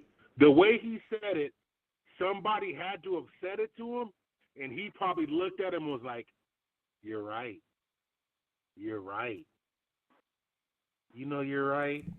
And showed him some pictures, and he was probably like, yeah, I'm going to hit him with it. Because I'm sure he's aware somebody done told him there's a segment of black folks that don't think she black, and that's starting from black back when she was first running for Senate. Hello, Tyrone. Hello, everyone. Good evening. Hey, what's up, Antoinette? Let me introduce Joshua, and then okay. With Miss Elisa, I'm gonna not let Miss Elisa want to go. Do you want to go right now, Miss Elisa? I'll just be real quick. It never mattered to me whether or not Kamala was black. People ask her questions. Like somebody pulls up an old interview. I'm not sure who the person who was doing the interview, it was a black woman, and asked her about who's your favorite rapper. Okay, Kamala is a tail end baby boomer. And she said, well, I guess Tupac. And no. The question was, who's your favorite rapper that's alive? She did this interview long time ago. And she said, oh, well, I guess Tupac. And the person said, well, he's no longer alive. And she said, well, he's always going to be alive and be here. So I thought that was a great. She's so phony. Wait a minute. She's so phony. She's so this. Wait a minute though. They would say she don't know nothing, aware of no rappers, and that's a lie. Kamala went to Howard University. She plays AKA. She is aware of rappers, but she is a tail end boomer. What do you expect her to say? I'm not a boomer. I am a tail end expert. And if you ask me who's my favorite rapper, I'm going to say Tupac. Why? Because that's who's the greatest rapper to ever walk the planet. I'm going to say Tupac. Because that was during my era. I don't listen to rap people today. I don't listen to them. But that's what I'm going to say. If she's a boomer, what do you expect her to say? This woman is very well aware of rap. She went to Howard University. If anybody knows anything about Howard University, how they get down with the parties and the shows and the things like that, she's older than us. But, she's aware of these people. And instead of getting upset with her, get upset with the person who asked the question. But see, this is the problem. They pulled up a snippet from an interview that she did. So we don't know what all questions were. Well, I saw the full interview a long time ago. We don't know what all the questions that were asked at the beginning of the interview. This was at the end when they were just asking fun questions. Now, we have to remember, we have a lot of grifters in our community. Kamala doesn't have to be blackity black for me. Barack, not black. He's biracial. Kamala is biracial. But it's the thing, our community loves to go against women. I'm going to put that out there. That plays a part in it too. Our community loves to go against women. They just do. Our community does not like, it's a portion of our community that does not like women. They have zero respect for women. They just do. So that has to always be on the table. And then you will have people say, well, that's not true. That's not this. No, our community does not like women. Our community does not like the black woman. Not everybody, not the majority. Too many that are like that. So that plays a role in that. But I do agree with you guys. She just needs to be who she is. And whatever that is, just be that. And then plus we have to remember, because Byron Douglas and I heard some other people saying, oh yeah, I can think of the comedian, the dark-skinned comedian. I never cared for him. He was in, what is his name? He's real dark-skinned. And he used to have finger waves back in the day. I can't think of what his name is. But he did a whole live talking about, and then she go back home with her white husband. At this particular, he just ran her down, completely disrespectful. But he goes home to an Asian wife and biracial kids himself. So that's the disrespect that our community, not everybody, not the majority, but too many. It's like, how are you saying that when you are not married to a black woman? You married to someone else, which is fine. Eddie Griffiths, that's his name. How the hell is Byron Donaldson even, because he said some things too. Your wife is white, but it's okay. It's okay to have the woman. It's just like when Trump said a week or so ago that he knows he's not getting anywhere with black women. He knows that. But there are some black women that support him, very stupid black women, I will say, and I don't care what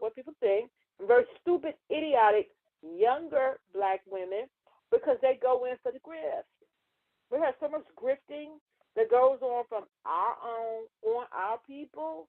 So I'm just saying, and people was like, well, people pulling up clips. She said some time ago that she was the first South Asian person to be elected to district attorney. See, she was claiming Asian. She was claiming Asian. She didn't say nothing about you didn't that. She can't say she was the first black anything that was elected to district attorney. There's been black district attorneys in California, but there has never been a South Asian. So that's why she said that. Did that ever occur to you? She can't say that, but she's the first South Asian. Our community, when it comes to this race thing, we're all confused, all mixed up, and it doesn't take much to confuse us even further. Y'all know it don't. Someone whispered that to Trump. It could have been someone black, but I just suspect it's some of the younger people, regardless of what their race is, that's working for his campaign. And he was able to tell him, you do this, you play on her race, and it will be very easy to mix up black people. It will be very easy for this, that, because you have all these scripters out here that's doing it. And you can confuse and conduct them easily. And that's what she did. That's what he did. And guess what? It worked on not the majority of us, but too many of us. Because it should not matter what her race is. I don't care what her race is. I didn't much care what Barack Obama's was, but he identifies, he says he's a white mother, but he identifies as black. But Kamala can't do that. In her book that she wrote, she said her mother told her and her sister. The woman, she was born in Oakland, California, and they were raised up around predominantly black people. And then the parents got divorced and they moved to Canada and some other stuff. But she was born in Oakland, California, went to the school. She was bused as a child, had to go to school with white kids and stuff that didn't treat her the greatest. And she said her mother told them, living here in this country, you're going to be looked upon as black, and people are going to treat you this way, this, and this, that, and the fourth. Our people, we don't know what we want. She has to be black, totally black, with a black husband, in order for her to be black. I don't think it's necessarily her. It's us. It's us with the issue. It's us with the issue with biracial and stuff like that. It's us. And those people, biracial, mixed race, they're part of the black experience. And even if you don't look upon them as black, Barack Obama's not black, but he's part of the black experience. And you cannot take that from them. It's us who has a problem. And it's us, we have to learn to stop being manipulated. That's all I got, Tyrone. All right. Miss Antoinette, how you doing? And then Joshua. I'm good. How are you? All right. Good. I think that one that what you should come out and bring to the forefront is there is black leaders, female leaders all over the world. Well, not even necessarily black, but there's female leaders all over the world that control countries. Look at the Philippines. I think the Philippines, but I know it's several countries that are ran by women. Even Mexico, in Africa. Mexico, Europe has had them for a long time. So. Yes, and I think that's something that you could bring to the forefront. That she's not the first woman, and women have to come in sometimes and clean things up. A lot of times, the women are behind the men. Look, when Ronald Reagan was sick, they said that it was his wife that was running the country. When Truman or Roosevelt, one of them, they said it was his wife that was doing it. So now, instead of having the women do it behind the men, we have the opportunity to have the woman in the forefront where she's leading it and not taking away from you men, but when things are messed up, Women always got to come in and clean it up. So that's what I wanted to add. And also, last night when Jay was playing the clip, it had on there where Trump said you won't have to pay taxes on your Social Security. Now, I never knew you had to pay taxes on Social Security. Could somebody confirm if you got to pay taxes on Social Security? Can we confirm that? Well, you got to pay a Social Security tax. You got to pay FACA. You know that little FACA? Is that what he's talking about? Yeah, I know you got to pay that. But when you're on Social Security, I don't know. You're no longer working. So do you still pay taxes? And that's why I said I never heard that before. Tyrone, I sent you something. Miss Ethel had a good idea. Okay. Put it up on. I sent you something in your message box. I got it from a blogger because he was trying to talk to black men, and he said this might help you. Trump posted this on Twitter and Truth today, this morning. And I don't know what to tell you. There's not a black woman in sight on that mess that he posted. Oh yeah, I seen this. I think Midas Touch put this up. Yeah. All right, so put it up. If y'all can see that, what it is, it's a picture, and on Truth Social, Donald Trump posted your neighborhood under Trump, and then he put your neighborhood up under Kamala. So there you go. I'm gonna try to get it all on the screen so y'all can see it. There you go. And this is the thing. He's using what I don't know where the man is from, but they all black, African or whatever. Look at what he's doing. Look at what he's doing. And you have these black baggers ignoring this stuff. Just ignoring it. This is that Willie Lynch, not Willie, was it Willie? That George H. Bush fool. When he put up that dark picture of the black man who have robbed and raped somebody. I don't see a black woman in that. I don't see a black woman's face in that. Yeah, Willie Horton. What was his name? Willie Horton, that's it. Willie Horton. Yeah. That's some niggas from shithole country.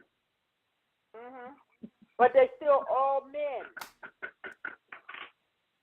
Yeah, they being racist now. But see, that's the only place they can go to scare white people into going to the polls. And like I said, I know y'all don't give me credit, but when I tell you that they pandering toward the 76% of the demographic of white America, that's what Trump is relying on. He don't care about diversity. He's trying to get as many white people mad as he possibly can so they can show up to the polls. And you don't need black people to win if you get all of these white people to vote. And that's the strategy that they're using. I don't know why nobody ain't trying to, especially looking at that picture there. That's all he's trying to do is get white people angry. But Joshua, go ahead, man. Go ahead, Elise. And he's using you all's image to do it. That's the sad part. What's up, brother Joshua? Yeah, what's up?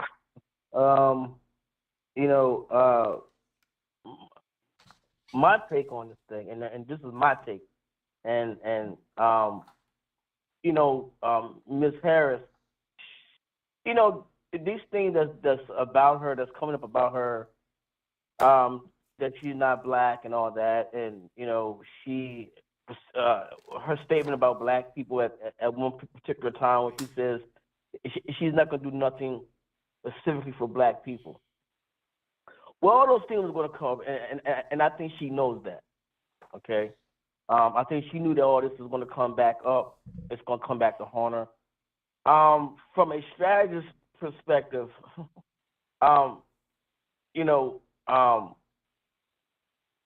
sometimes you have to watch what you say, and that was the brilliant thing about Obama, that they couldn't go back and find nothing he said. So they really couldn't come at him with anything. So I hope she's learned from that. The fact that she said, "Wow, I need to watch what I say because now I'm in a position where I'm running, and these things are going to come to haunt me." Now it doesn't mean she probably still can't win. That doesn't mean that. But at the same time, she knew these things were going to come back to haunt her. Now, whether or not she's black or not, I personally don't give a damn. At the same time, is she black? No. Do I care? No.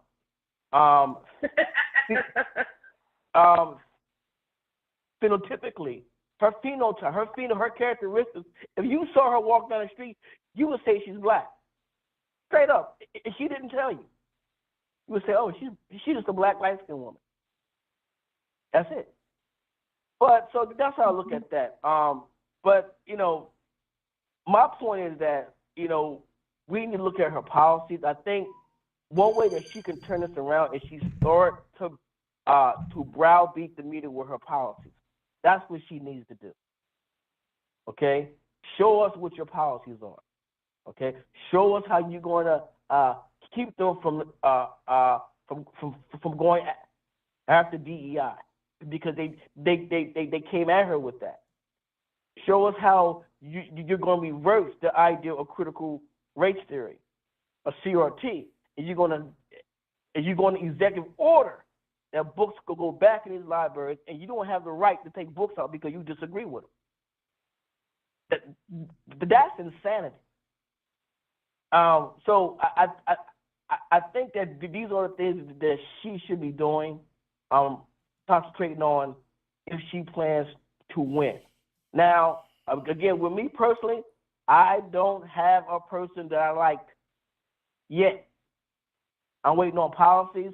I sure don't like Trump because I don't know what damn Trump policies. I don't know what that red ass got going in the first goddamn place. But my point is, I want to see her policies. I want her to bamboo. I want her to constantly put out there where her policies are. Get the people to think what the policies are that she's conveying.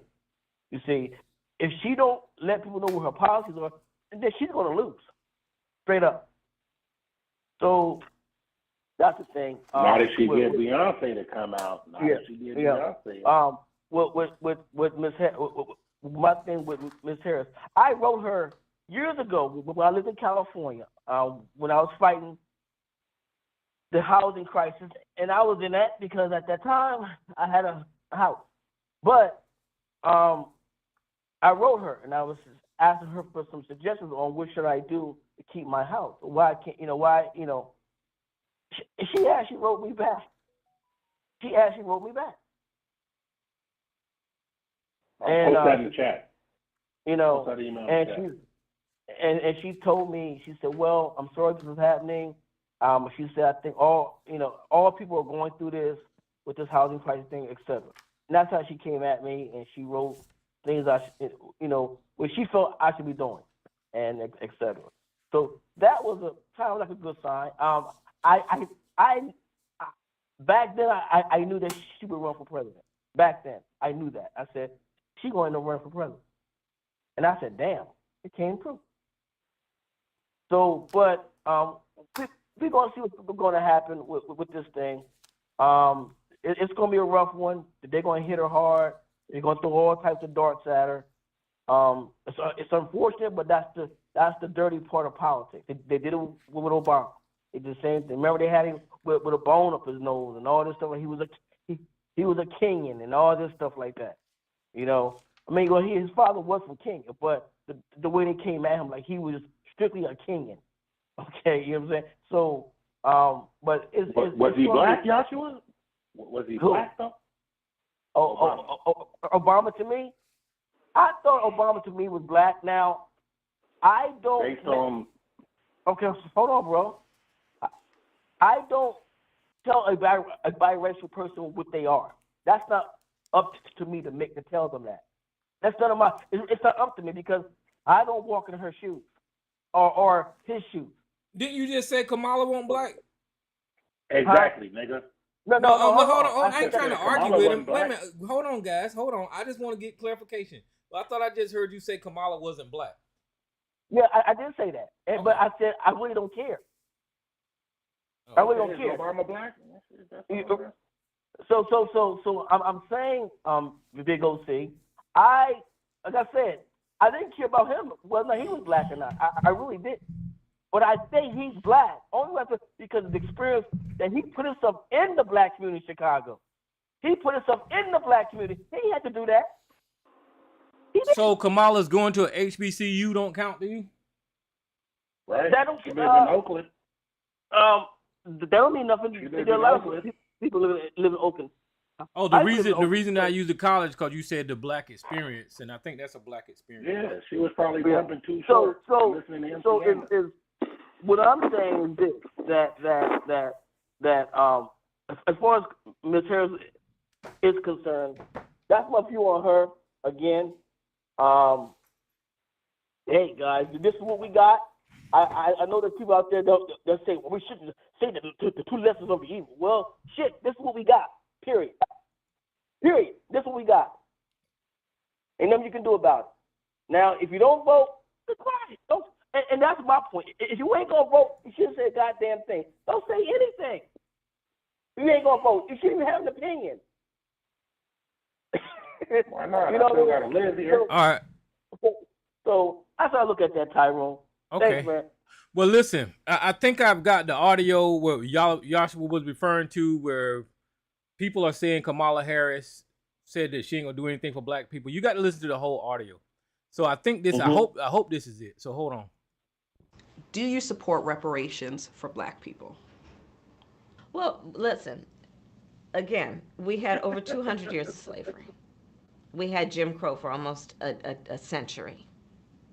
We had legalized discrimination, segregation, and now we have segregation and discrimination that is not legal but still exists and is a barrier to progress. We have disparities around housing. We have disparities around education. We have disparities around income. And we have to recognize that everybody did not start out on an equal footing in this country. And in particular, black people have not. And so we have got to recognize that and do something about that and give folks a lift up. That's why, for example, I'm proposing the LIFT Act. Give people who are making $100,000 or less as a family a tax credit, which will benefit and uplift 60% of black families who are in poverty. So by default, it affects black families, but there's not a particular policy for African Americans that you would explore. But no, if you look at the reality of who will benefit from certain policies, when you take into account that they're not starting at the same place and they're not starting on equal footing, it will directly benefit black children, black families, black homeowners, because the disparities are so significant. So if we focus on the specific issues that have resulted in the greatest disparities, and we understand that that's part of why we're doing it. Listen, the reality also is this: any policy that will benefit black people will benefit all of society. Let's be clear about that. Let's really be clear about that. So I'm not going to sit here and say I'm going to do something that's only going to benefit black people. No, because whatever benefits that black family will benefit that community and society as a whole and the country. Right? Okay, stop it right there, Tyrone. I'm going to stop, but you're going to shut up. Now, shut up. You shut up. Now, I don't know why the black conscious community did not hear what me and Big OC just heard. I don't know why they take that little last soundbite and say Kamala Harris said she ain't going to do nothing for black families and play that all day long. But they don't use the audio and this conversation in the context it was said in. She clearly said that she will focus on issues that cause disparities to black families, which will automatically lift black families up. She said as a politician, she recognizes the issues that causes disparities. That's why she proposed a policy called the LIFT Act and giving tax credit. I mean, this is not what the black conscious community had been spreading about Kamala Harris. You heard the audio. That is not what she said, Joshua. I'm sorry. But go ahead, Big but OC. hold on, Tyrone. Wait a minute, let Big OC go. No, Big no. OC, Big OC No, asked to go. Let Big OC go. Okay, go ahead. Go ahead. So yeah, you hit them in the head with that one. They hate that shit because once again, you had every YouTuber only take the last 15 seconds of that clip you played where she goes, "Do something for black people." No, I can't just do something for black people, and then stop right there. Mhm. That was the clip. Do you support reparation? Clip that and then clip the black thing.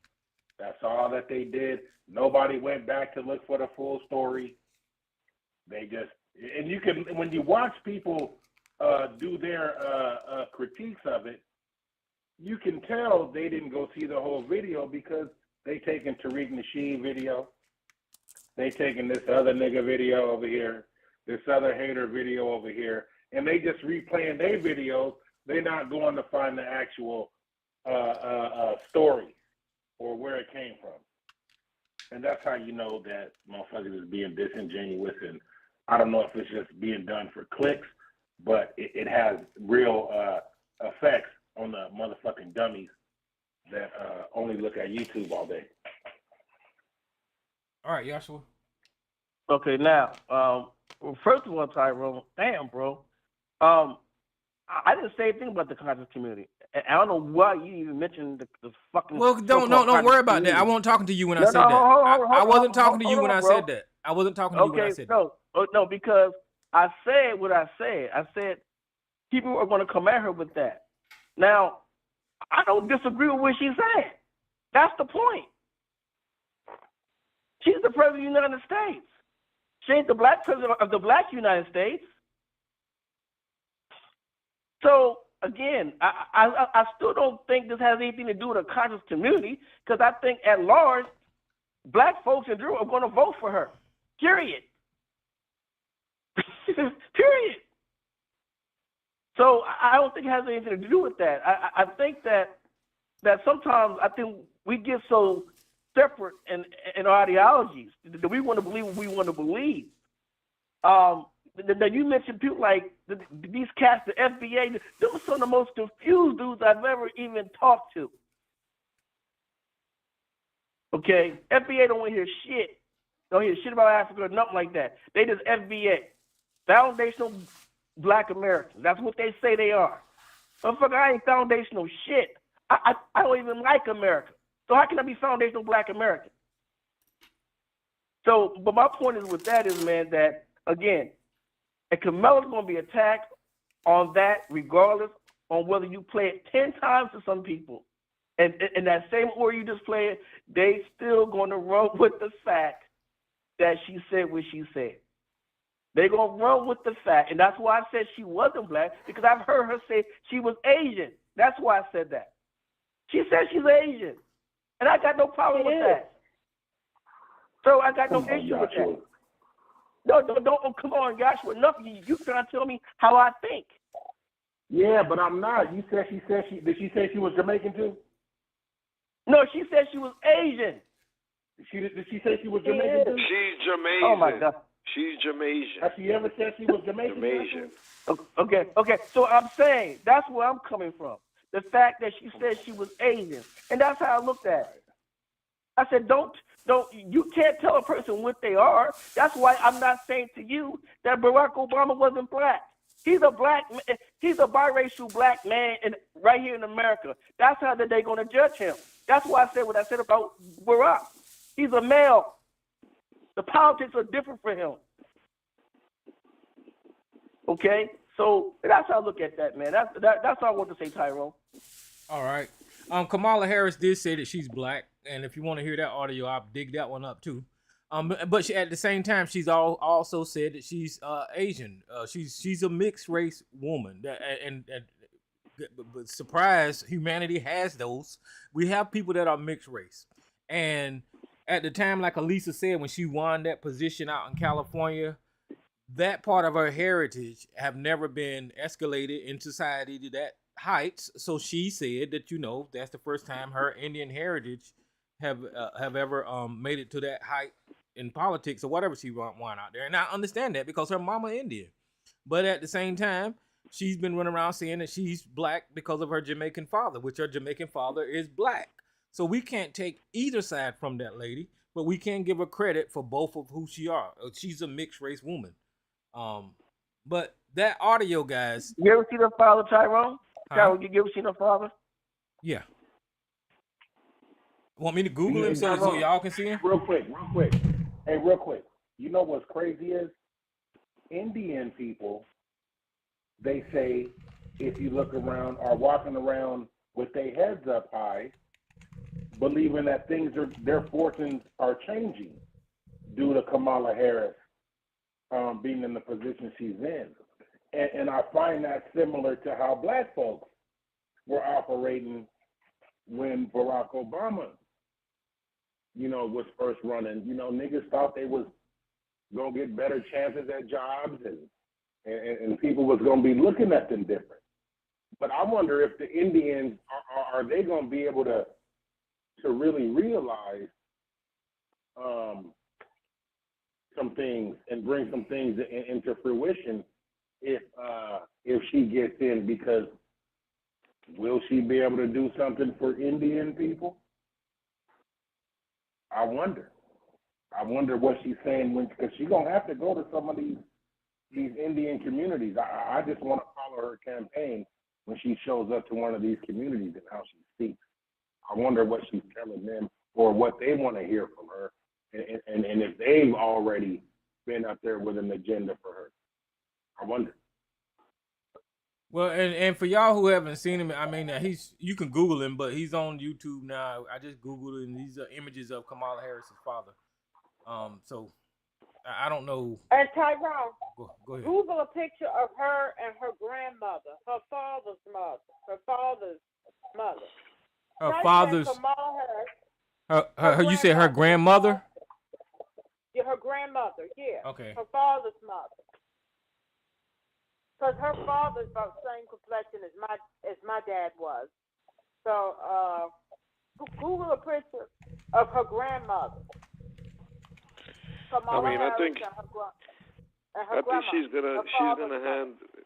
she's gonna handle those communities like this.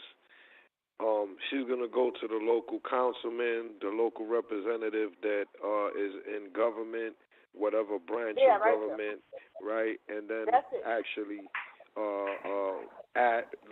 connect with them to get the people to come out, and then her do her speech, or whatever. There's gonna be some probably entrepreneurs in that world, but I think she's gonna do that in every community. She's gonna have to. Gotta get all those people to come out.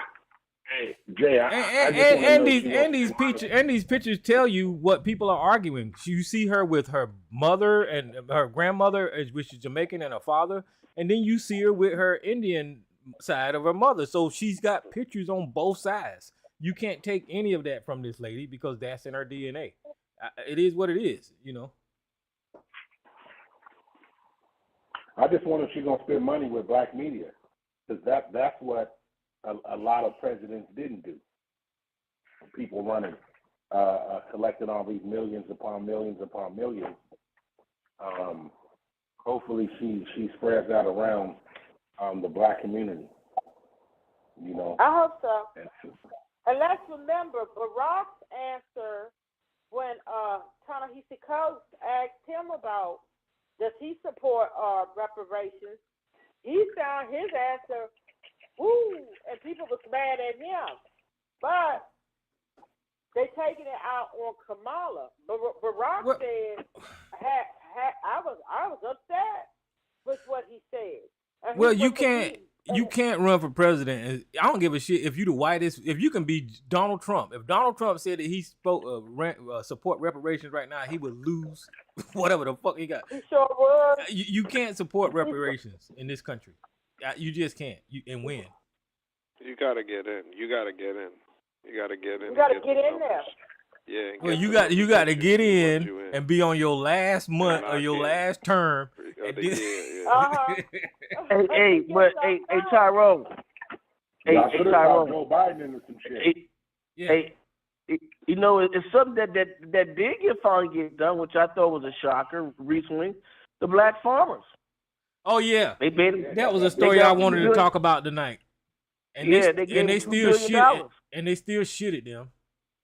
Right? Yeah. So I thought that was interesting. Now I thought about it. Is that a move to get some votes, or is they really sincere about what they did? You see? Well, no, they sincere, but they didn't give them enough. I said that to you, Elisa. I don't know if you know. I know you talked about the black farmers a lot, and they finally got a payout. And I seen that story. No, well, actually, this isn't the black farmers' first payout. They have gotten payouts before, because a lot of my family got payouts in the late '90s. I mean, I didn't get anything, and my mom, mother, and father now. Well, my mother's father was passed. Her mother, they didn't get any payouts, but a lot of my family got payouts for the black farmers. Because one of my cousins, he was back and forth up to the Hill, testified in front of Congress and this and that. I'll show it to you, Tyrone, one of my mom and my first cousin. Mm-hmm. He was one of the big he did the big push for that. He was back and forth testifying up there in Congress. A lot of my family members got their first black farmers payout in the mid 90s. They got a bunch of them. They got them checks for $50,000. So this wasn't the first payout to the black farmers. It wasn't. Some of them got payouts in the 90s, and then some got payouts at a different time. So this wasn't the first time. Whether or not they were sincere, I don't know. But the black farmers did get payouts. People was getting them $50,000 checks like that. And this was the biggest. This was one of the largest. So they have been getting money. A lot of my family members got them $50 payouts, $50,000 payouts in the mid '90s. So they were shortchanged then, but it was something. Yeah, because the very first time This is Democracy Now! The white farmers went and filed a racial discrimination suit against them, so it got dropped. You see, which I thought was dirty. I'm like, well, y'all getting payouts, the white farmers, y'all getting money to do things. So why can't the black farmers get the money? I didn't get that, but so they did do it. They gave them $2 billion. So we're gonna see how that works out. We're gonna see, if that helps. Yeah, it's $2 billion. That's a lot of money, but you got to think about the decades and decades on top of decades of them not having their equipment going away, them losing land. Exactly. They lost a lot of money. Yeah, there's a lot of money lost. And a lot of the people who were discriminated against, a lot of them people were dead and gone. And I know, like when they were fighting for it, like in the mid '90s. And when they were able to get the first payout, everybody signed up, filled up for it. I know, like my mom and those, they didn't bother. My grandma was still alive. They didn't bother, but it would have. But by the time they got on the payouts, like Yahshua was just saying, the payouts had stopped. But trust, I know a lot of people, they were getting them $50,000 checks. If you just said you had a garden, people was getting $50,000 checks. And then it dried up. Then when they reopened it back, like I was telling my mom and those, on behalf of your dad, you all need to file for that because your family never bothered to get it, even though other family members did. So they still owe them people more money. They owe the people so much more money. They really do. So a lot of people I know got it. My mother's, their personal family, my mother, her siblings, they never bothered to file for it. But my father's side of the family, man, that's all I said. Yeah, and who had a little piece of ground dug.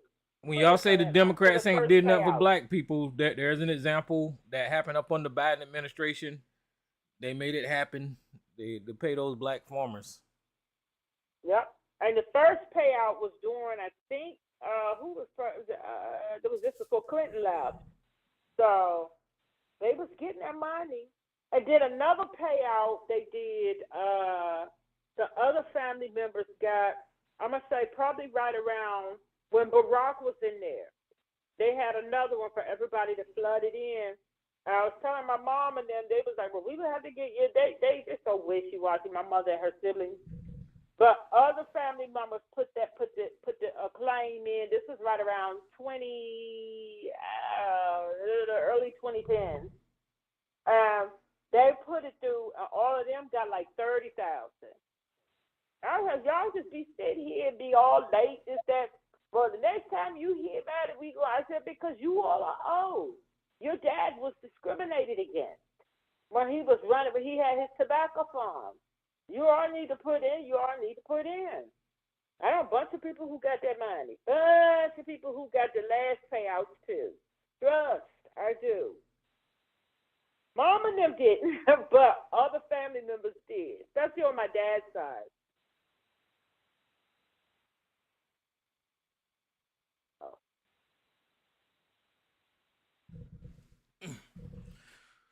Whew, y'all done quiet down. Y'all all right now with Kamala Harris? You know, is she qualified?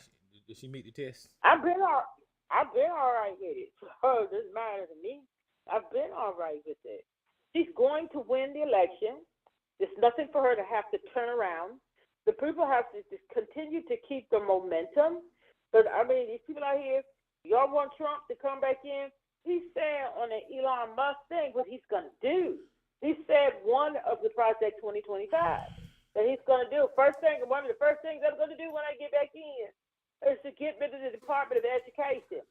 Where are you people going to send your children? I don't have children. That's a choice. Yeah, a lot of this anti-Harris sentiment is coming from the manosphere. It's red pill. And for years, you know, on social media, black men has been railing against black women. And, you know, they just ain't going to be able to swallow this. So it is what it is. They're not. So, She's a little piece of black woman. Yeah. And I expected them. She ain't even no full black. Well, maybe that's a good thing. Maybe it's a good thing she's not a full black woman. Maybe it's a good thing that she's a piece of black woman. Because Shaft, that was somebody like Stacey Abrams. So they would be railing on her day and night 24/7. Yeah. So maybe it's best that she's only a piece of a black woman. But it doesn't matter. It's just like y'all not paying attention to everything else that's going on. You all want Trump to get back in there? Now that should be a cabinet pick for Harris. Put Abrams up there. I mean, I just don't get it. And some of her policies is, like she said, put the bill on her desk. She will sign Roe v. Wade back into law. Put it back into law nationwide. And her attempt are for child tax credit for the families, which that helps to pull up a lot of black families out of poverty, and for family emergency leave and different things like that. So those are some policies. And guess what? Those are policies that not just black folks should get in behind. Just about, they're very popular with everybody. So those are some policies. Well, see, that's the problem, is that whenever they enact these policies, they don't put black in front of it. That was the problem that all facts had, right? Is that but you can't do that. Just put this is for black people only. Not under the Constitution you can't. And then they will argue, well, look at what they're doing for the Jews, or look at what they're doing for this group of people. And black people got a history in this country to where we come from being owned as property. And it's just, I don't know, it's a heavy lift. But I'm going to open this line. But when I open this line, I got another audio from Kamala Harris. It's probably old, but since y'all was talking about policy, I think this is her talking about her policies for the black community as a senator.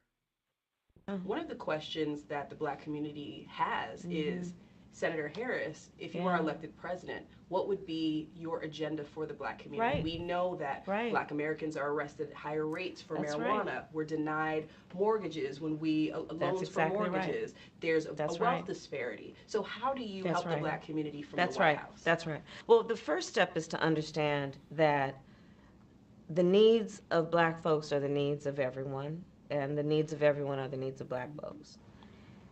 It is also equally important to understand that this is a country that had over 200 years of slavery, had Jim Crow, had legalized segregation and discrimination, and now de facto segregation and discrimination. And so while our needs are like everyone else's in terms of we want our babies to be born healthy and live a happy and productive life, we care about issues of climate change, we care about issues of national security, we also know that when you look at disparities around wealth, around home ownership, around education, around who is stopped, arrested, and incarcerated in this country, there are huge disparities based on race, and that has to be dealt with. So part of my proposal, in terms of the agenda, specifically for black folks, is about what we need to do, for example, around maternal mortality. I have actually sponsored a bill and intend, as President of the United States, to make sure it is passed, around recognizing that black women are 3 to 4 times more likely to die in childbirth. And when you study the issue, you know that it is not about the education level of somebody, it is not about their socioeconomic level, it is literally about their race. Remember what happened to Serena. It is literally about racial bias in the medical health professions that cause people to not take black women seriously when they walk into the door of that hospital or that emergency room in terms of how they talk about what they need. The agenda includes HBCUs, for example. I am a proud graduate of Howard University. I know that our HBCUs have raised and helped raise generations of leaders in this country, and do it in a very special way that is about nurturing and about creating high standards and challenging young people to be their best, not giving them any excuse, but giving them all kinds of support. So we need to do more. Yeah, I'm right now working on, and actually got it out of the Senate, and the House passed it around giving more money to HBCUs around their historic landmarks. But there's more to be done around creating incentives for more young people to go into the STEM professions through HBCUs. There is what we need to do around the point that you were raising about the economic disparities. I have a proposal that will be my first order of business when elected president, that is about lifting up middle-class working families. And what I'm proposing specifically is that families that are making $100,000 or less would get a tax credit that they would receive at up to $500 a month. This proposal, economists across the board have said, would be the most significant middle-class tax cut for American families and generations, and it would lift up 60% of black families out of poverty. So it does touch black families. Oh, even absolutely, though directly, we're talking about the middle directly, because when you look at the proportionality of where black families are, you see it in terms of housing and home ownership, where white families, something, I'm going to get this generally right, but something around 70% of white families own their homes versus somewhere around 40% for black families. Yeah. So you don't have to look very hard to see that disparities exist. But you also don't have to look very hard to see this, that when we're talking about families, regardless of their color, they have an equal desire to work hard, to love their children, and allow them to have a pathway and an equal pathway to success. Black mothers, white mothers of whatever race, wake up in the middle of the night worrying about their children and their health and their well-being, and we need to address that. But I will say there's another issue that we need to address that's specific to black families, and that is this. We cannot have a society where a father or a mother, by the time their son turns about 12 years old, has to sit down and have the talk with him about how he will be stopped or chased or arrested or even killed because of the color of his skin. And so how do you intend to change that from the White House? How would you change policy around that? Part of it is that The president makes a decision about who's going to run the United States Department of Justice. Currently, under this administration, they have shut down the pattern and practice investigations that involve investigating police departments that have a pattern and practice of discrimination.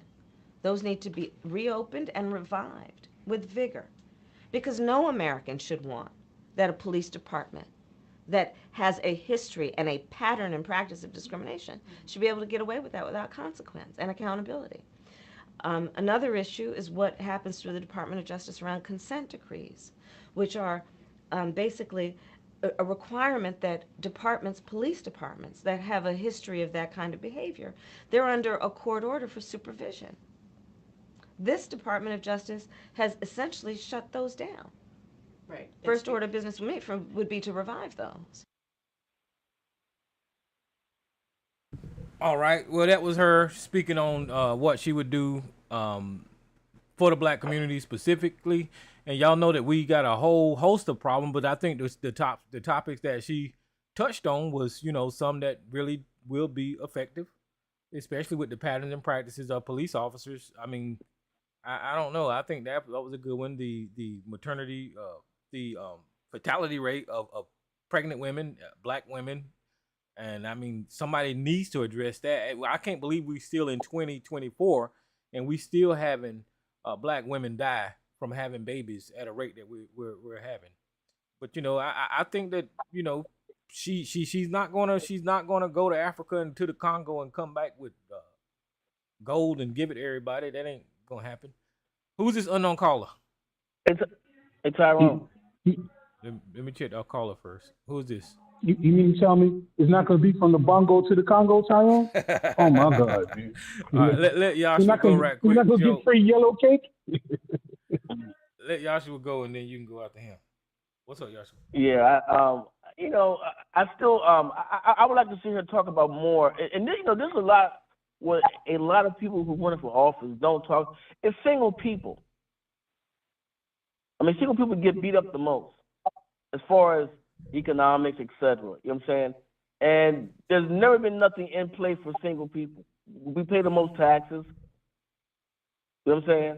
I mean, we get killed in taxes, etc. All that type of stuff. So, maybe no one has never, asked a lot of these people these type of questions about single people getting hurt economically. You know what I'm saying? So that's something that the Trump campaign is talking about single people. As a matter of fact, J.D. Vance was saying that single people should have less voting power than married people with children. See, so, but see, I'm saying that's some dumb. See, that's that. Excuse me, man. That's that. J.D. Vance is a big devil. That's all. He's just one of those devils. That's exactly what he is. You know what I'm saying? Education. He wants to get rid of education. He don't like Head Start. He wants to get rid of Head Start. I thought that was dumb, and that and that's a whole different thing. Because I remember I got into it with somebody about they made Head Start, and they blamed that on black people. Said, well, we can't take care of our children. We can't babysit our children. No, that's not. That has nothing to do with Head Start. Yeah. So I'm saying that, but these are the things I'm talking about. They also want to continue to privatize Social Security. I think that's again, anything that's going to hurt black people, that's what they want to do. There's a book it's a book that's out, written by a white woman.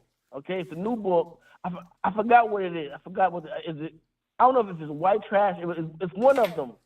And she was on one of the YouTube channels. She was talking. She was saying, so she was talking about these subsidies, like government subsidies, like different programs and stuff to get, etc. She said during the 40s and 50s, white people were okay with these programs because they were getting them. And the minute they realized they had to share these subsidies with their black citizens, that's when the problem started. I said, "Damn, she's exactly right." They wanted it all for themselves. Right? Yeah, they did not want to share the subsidies for all Americans. They wanted it just for whites only. So she said. So this pushback started where they didn't want black people to get these certain subsidies. You know what I'm saying? The only one that they figured that blacks should get was welfare, and still all overwhelmingly, white women were still getting welfare. White families were still getting welfare. So really that wasn't it. But so white people tend to think if it's a policy where black people are going to benefit from it, they don't like it because they tend to always worry about black people catching up to them, surpassing them. You see, so that's how they think. And this was she was laying out in her book. She said they think this way. You see, that's what I was trying to allude to earlier. Is that this country want black people to stay in their place? Now I know they're not that straightforward about that no more, but that's what it used to be. Is that you need to stay in your place. So whenever you see black people advancing in society, whenever they come up with terms like woke and DEI and all that kind of stuff, and whenever Donald Trump is attacking Kamala Harris based on race, they're sending dog whistles to white America saying these people ain't in their place. They need to stay in their place. Yeah. But Joe, what's up, man? Yeah. Just to address Josh real quick, they're never going to put a policy in for single people because no society is going to promote single people as a virtue because it'll be the death of the society. They need birth rates. Let's be very clear about that. They need birth rates in order to continue. So they're always going to give the nod to families and to married people. They are the ones who actually support society, not single people. So it may be cool. Yeah. What? But Joe, that's kind of a contradiction because we live in a society where people are sometimes anti-marriage. So what are you saying?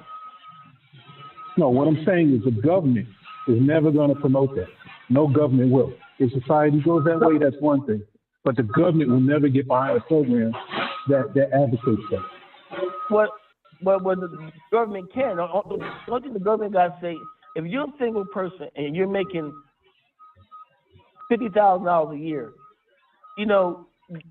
your taxes, you shouldn't have to be suffering to pay back your taxes. That's a bunch of nonsense. Well, you owe. Why I gotta owe? Why I gotta owe taxes? That's crazy. That's insane. You see? No, the government's not gonna say it. The government is saying basically, we're going to give you the tax breaks if you're married and have children. They're going to promote having children. Being married and having children. Every government does it. You're bringing in but I'm saying that contribute to the country later on. They're going to be working. They're going to be taxed. But I think again, like they change everything up. They need to put in something to say, you know what, we're killing our single people. Period. We're killing. Yeah, but again, the option is to get married, and have children. Right, but I'm saying, but that's not everybody's option. And they know that. I understand that. I understand. Yeah. So societies only flourish when they are replenishing themselves, and as long as a society is able to replenish its population, it will survive. And the government will always get behind programs that nod to that. They'll never come out and directly say it, but they'll nod to that. This is the immigration issue that we're facing now. We need those immigrants. Why? Right. Because the society as a whole is getting older, and the number of older people. Yeah, right. They need new taxpayers to support. But they all wrap together. I wouldn't say that we need immigrants per se. I wouldn't put that out there in that manner. But what I would say that. We do. We need the immigrants. For certain jobs, yes. For certain jobs. No, we don't need immigrants. I disagree with that. Yeah, you do. I don't think we need them for your tax base. You need them for you're not good. Joshua. Wait a minute. Hold on, Joe. Wait a minute. Yeah. So Joshua, why are you saying we don't need immigrants? I don't understand that. Okay, but why do we need immigrants? Because this country is made of immigrants. No. I'm saying no. This is what I'm saying. Okay. My ancestors didn't come here as immigrants. Okay, let's get that clear. So I'm saying, why do we need immigrants? I'm about to explain it to you. Oh, let Joe go ahead. Because as society gets older, you have more older people drawing on benefits that are not being replenished by a younger generation. Young people support Social Security, not older people. Older people draw it.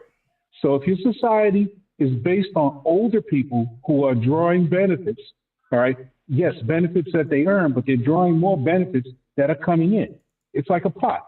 If you are drawing more water out of the pot that's coming into the pot, eventually that pot's going to run dry. So you need immigrants that are paying into the Social Security system in order to support the people that are in it. That's why you need immigrants. Well, no. Well, you can see. Listen, look, perfect example. What's happening in real time in Japan right now. Right now in Japan, that's happening. They're crying for people to come in there. They even want people to come in there and have babies with Japanese people. Right now, they need people, too many elders. The young society there are not having children. They're in a technological mindset.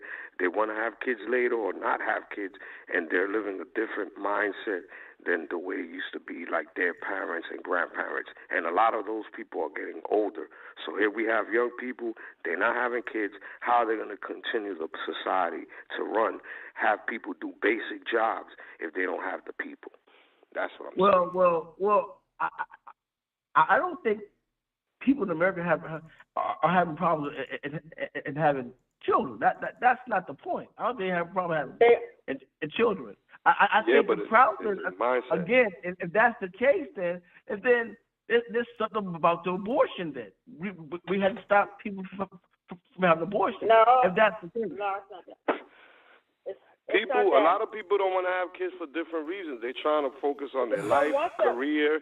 Some of them are saying that they don't want them. Some of them are saying it's too expensive to have children here. Some people don't want to have kids. Some people say they don't want to bring their kids into violence because this country is too violent.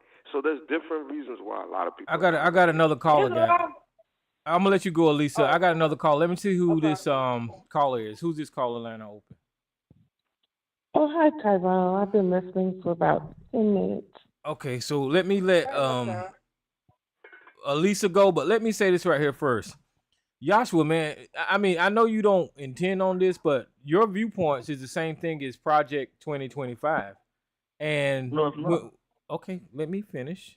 When I say that, whenever the Project 2025 has an agenda, if they take over, is to get rid of all of the immigrants in this country through mass deportation, and Project 2025 is to curtail abortions and making people have babies. That's part of it. I don't know if you know that or not, but that it is. I think you missed what I said. I think you misrepresented what I was saying.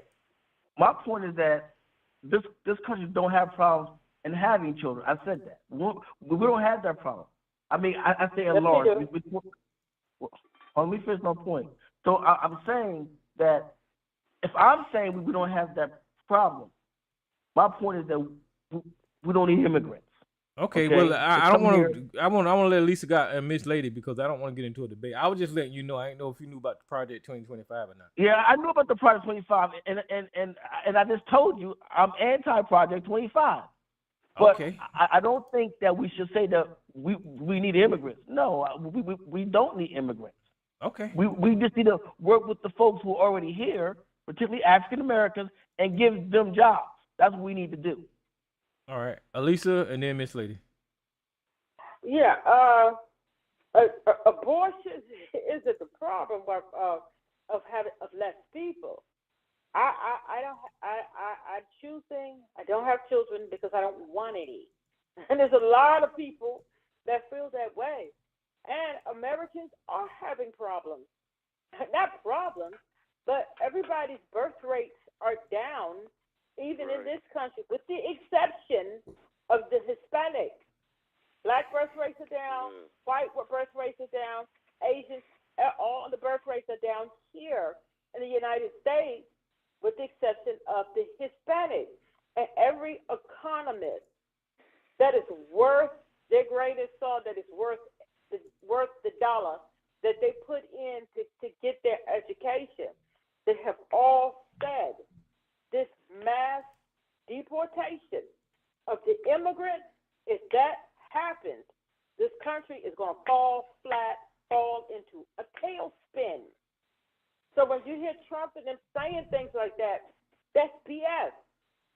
This country does need the immigrants. They do need the workers. We might don't like it, but as long as this country are not giving the families child tax credit and family leave and things like that, the United States does not invest in its people. We just don't. Country does not invest in the people. It could have. It could have a long time ago. I'm not done. I'm not done. This country does not invest in its people. And so this is what you said you want to know more of Kamala's policy. That is it. Child tax credit or family leave and things like that. This country, the United States of America, needs the immigrants. They do. This country will fall flat. Every economist says so. We do need them. But if the country is not going to invest in the people, invest in families, for families to have the babies, people are not going to have them because they're expensive. People can't afford to take care of them. And then if they talk about getting rid of the Department of Education and privatizing the schools, where are you going to educate children? They don't intend to invest in the citizens. So all of that stuff that we hear, where they got people all afraid and turning against the immigrants, this country doesn't want, well, I'm not talking about the Trump people, but as it comes to the corporations and things like that, they don't want the immigrants gone. They want them here. And a lot of people just haven't caught up to that. The country does not invest into the people. But they come up to start doing that, then maybe more people will start having more children. The United States birth rates are down, with the exception of the Hispanics. All right, well, let Miss Lady go. Go ahead, Miss Lady. Yeah, what she said is true. However, where there are birth rates are declining worldwide, and even in the Scandinavian countries, they say that the birth rate is down. In Japan, it's down. In South Korea, they're talking about that as well. I think not investing in citizens is the problem, and I keep going back to corporate greed. When you have housing that's too costly, when you have health care that's too costly, when you don't support families with children at all, when food expenses are high, when gasoline is high, when utilities is high,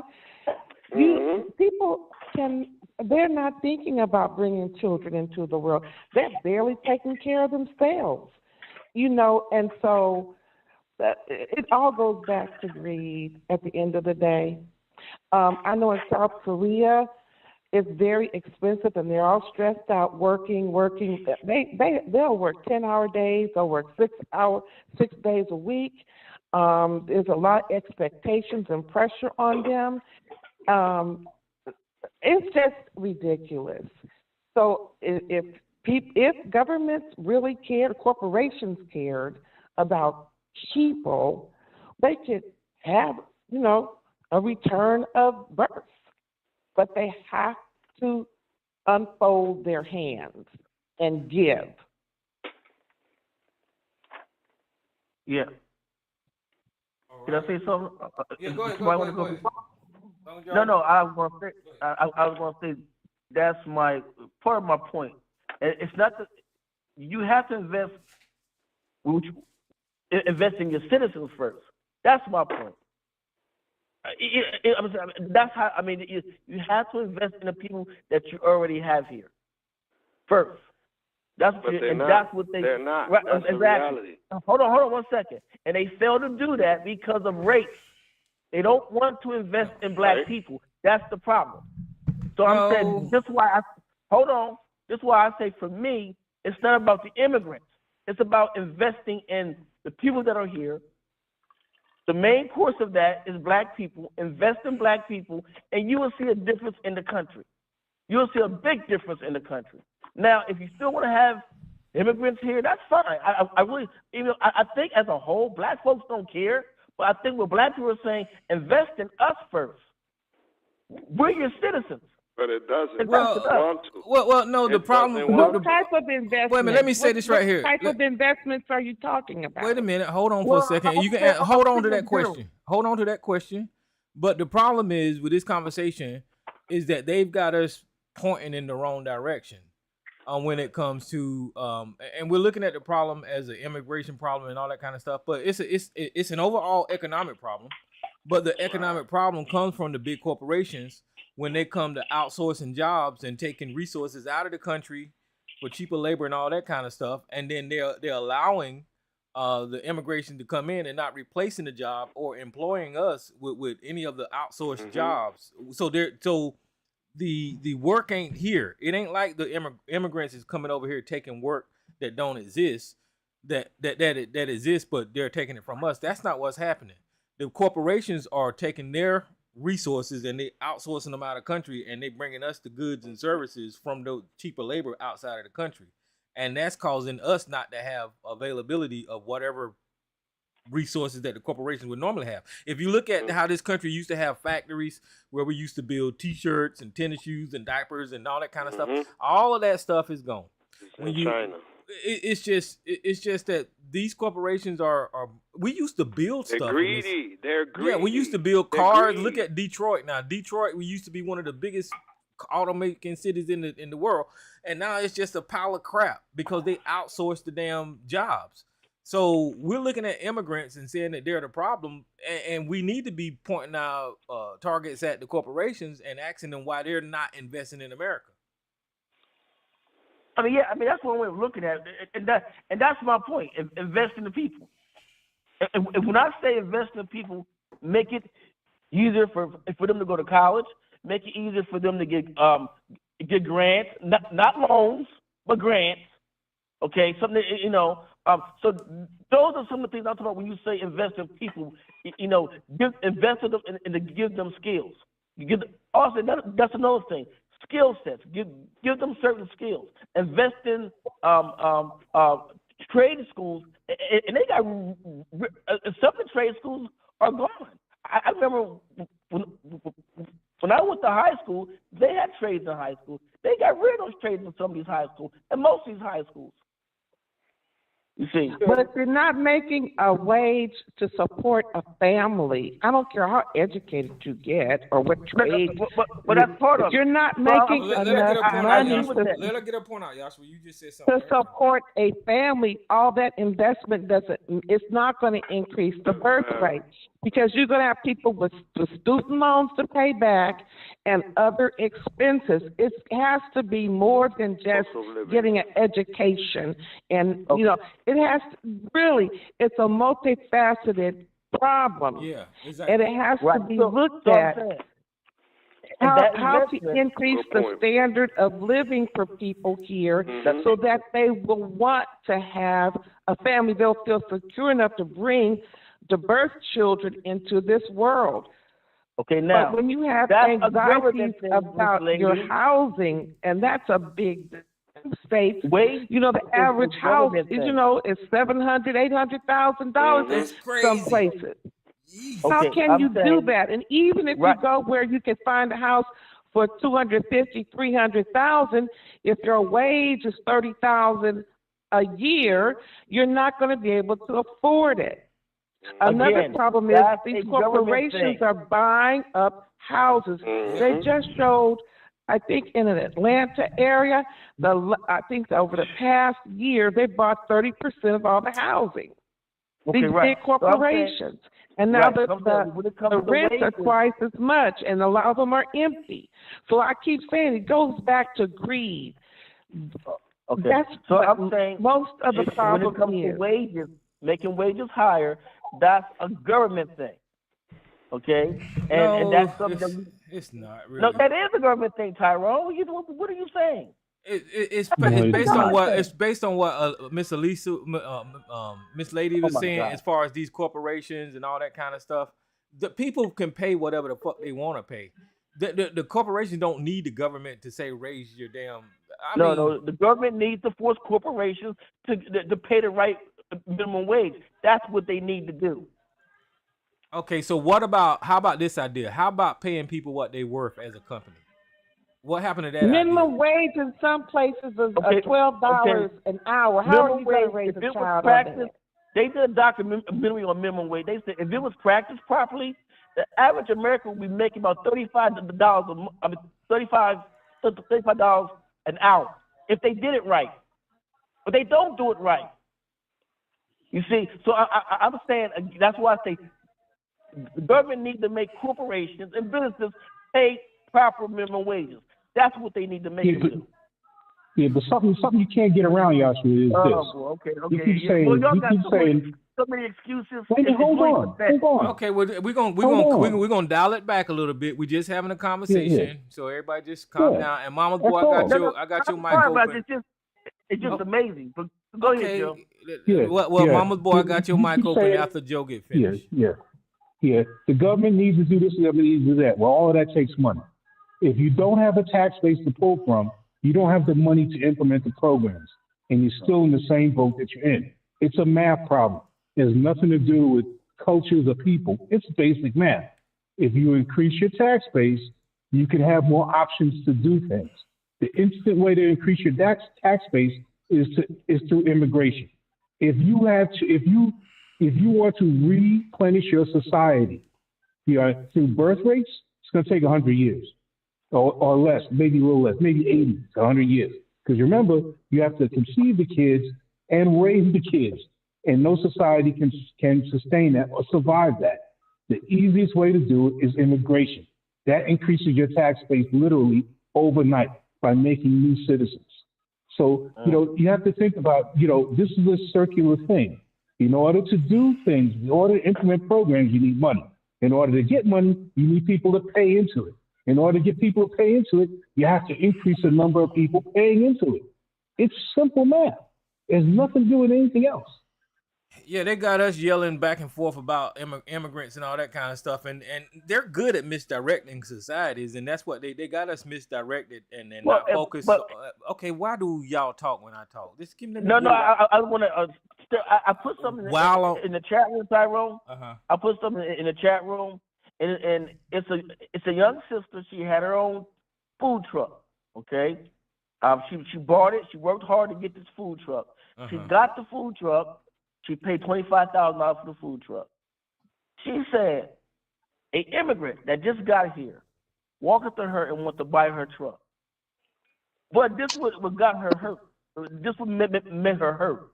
The fact that this immigrant was able to pull out papers and said that they're going to fund him as an immigrant to buy her truck. She said, wait a minute, hold on. So they're going to actually fund you when she got great credit. She all these things. She said, I can't walk into a bank and get a loan like that. She said, and it went viral because she talks about it. I said, damn. I said, so this particular person right here, who's black, she's looking at that saying, damn, so they can come here and get money that we can't even get. Okay, so I see you post, and I see the Advice Show in the back, and Advice Show is an anti-black. I don't listen to him because he's one of these people on social media that gets people emotions up through racism, and he has a Mexican wife, and it's just he's leeching off the black suffering. And I can't listen to that. Just look at the video. So damn the video, because Advice Show. Okay. Advice Show. Tyrone. God damn! Why I let you talk all night? No, but I'm telling you, look at the video, and you talking about Phil. Fuck Phil. I'm saying, look at the video. Okay, you know what? You and Sarge got the same problem, so I'm gonna go to Mama's boy. So Tyrone can't talk on his own goddamn show. Go ahead, Mama's boy. Well, peace, family. Peace, everybody. What's happening? What's happening? No, I was just thinking while y'all were talking about this. It just sounds to me like America is in a certain situation where that basic income check comes in every month. They've already tried it out in some states and shit. some places like it. And if you want an inducement to have babies would be, Martin Luther King's idea of American citizens getting a certain amount of money in the mail from the government to house these babies and to have these babies. It would sure help out with a house payment, that and most people that don't live in a house don't have kids, It's just kind of how it works. Yeah, and it's unfortunate about that story that that Vice Show posting, and I really, that's a sad story if it's true. But my point is, we shouldn't be demonizing immigrants in this country. The ones here illegally, of course, they need some help. Y'all need to get right. You need to get right. But the Constitution allows immigration, and as long as they follow the law and immigrating into this society legally, then I don't have a problem with it. But social media has got us just focused on immigrants, while the corporations is stabbing us in the goddamn back, outsourcing jobs, exactly. paying us a little to eat with. And like Miss Lady said, houses are fucking $800,000. Nobody can afford that. Those are corporations doing that to us. The corporations are the one that is raising the grocery prices. They're blaming it on the damn government. How about we picket these goddamn corporations and say we ain't gonna buy no more of your shit until you lower your prices? Or something needs to happen where society has got a beeline towards these corporations and holding them accountable, because we fighting about fucking immigrants. These corporations don't even give a shit, to be honest with you. Hey, Tyrone, I have a possible solution. The Harris Walls campaign has made it a point that they're going to go after these corporations for their damn price gouging. Mm-hmm. Right. And I find it interesting that nobody's talking about Department of Justice suing these landlords for they're keeping the prices high on the rents. Mm-hmm. That's why big money wants Donald Trump, because Donald Trump would go right along with all these high ass prices and everything being raised. He would. Well, he does that now, Tyrone. All his properties are luxury properties. Yep. I mean, there's apartments out there, Tyrone. They're $3,500 a month. I told one guy, I said, does it come with a woman? I mean, $3,500 a month for rent. Yeah, it's ridiculous, man. It is crazy. People can hardly make it nowadays, and families are moving back in with their families, because it's just, you can't even do it in this damn country no more because of the damn rich fucking people in this country buying up shit. Or these people might even be foreigners coming over here buying up shit, selling it back to us.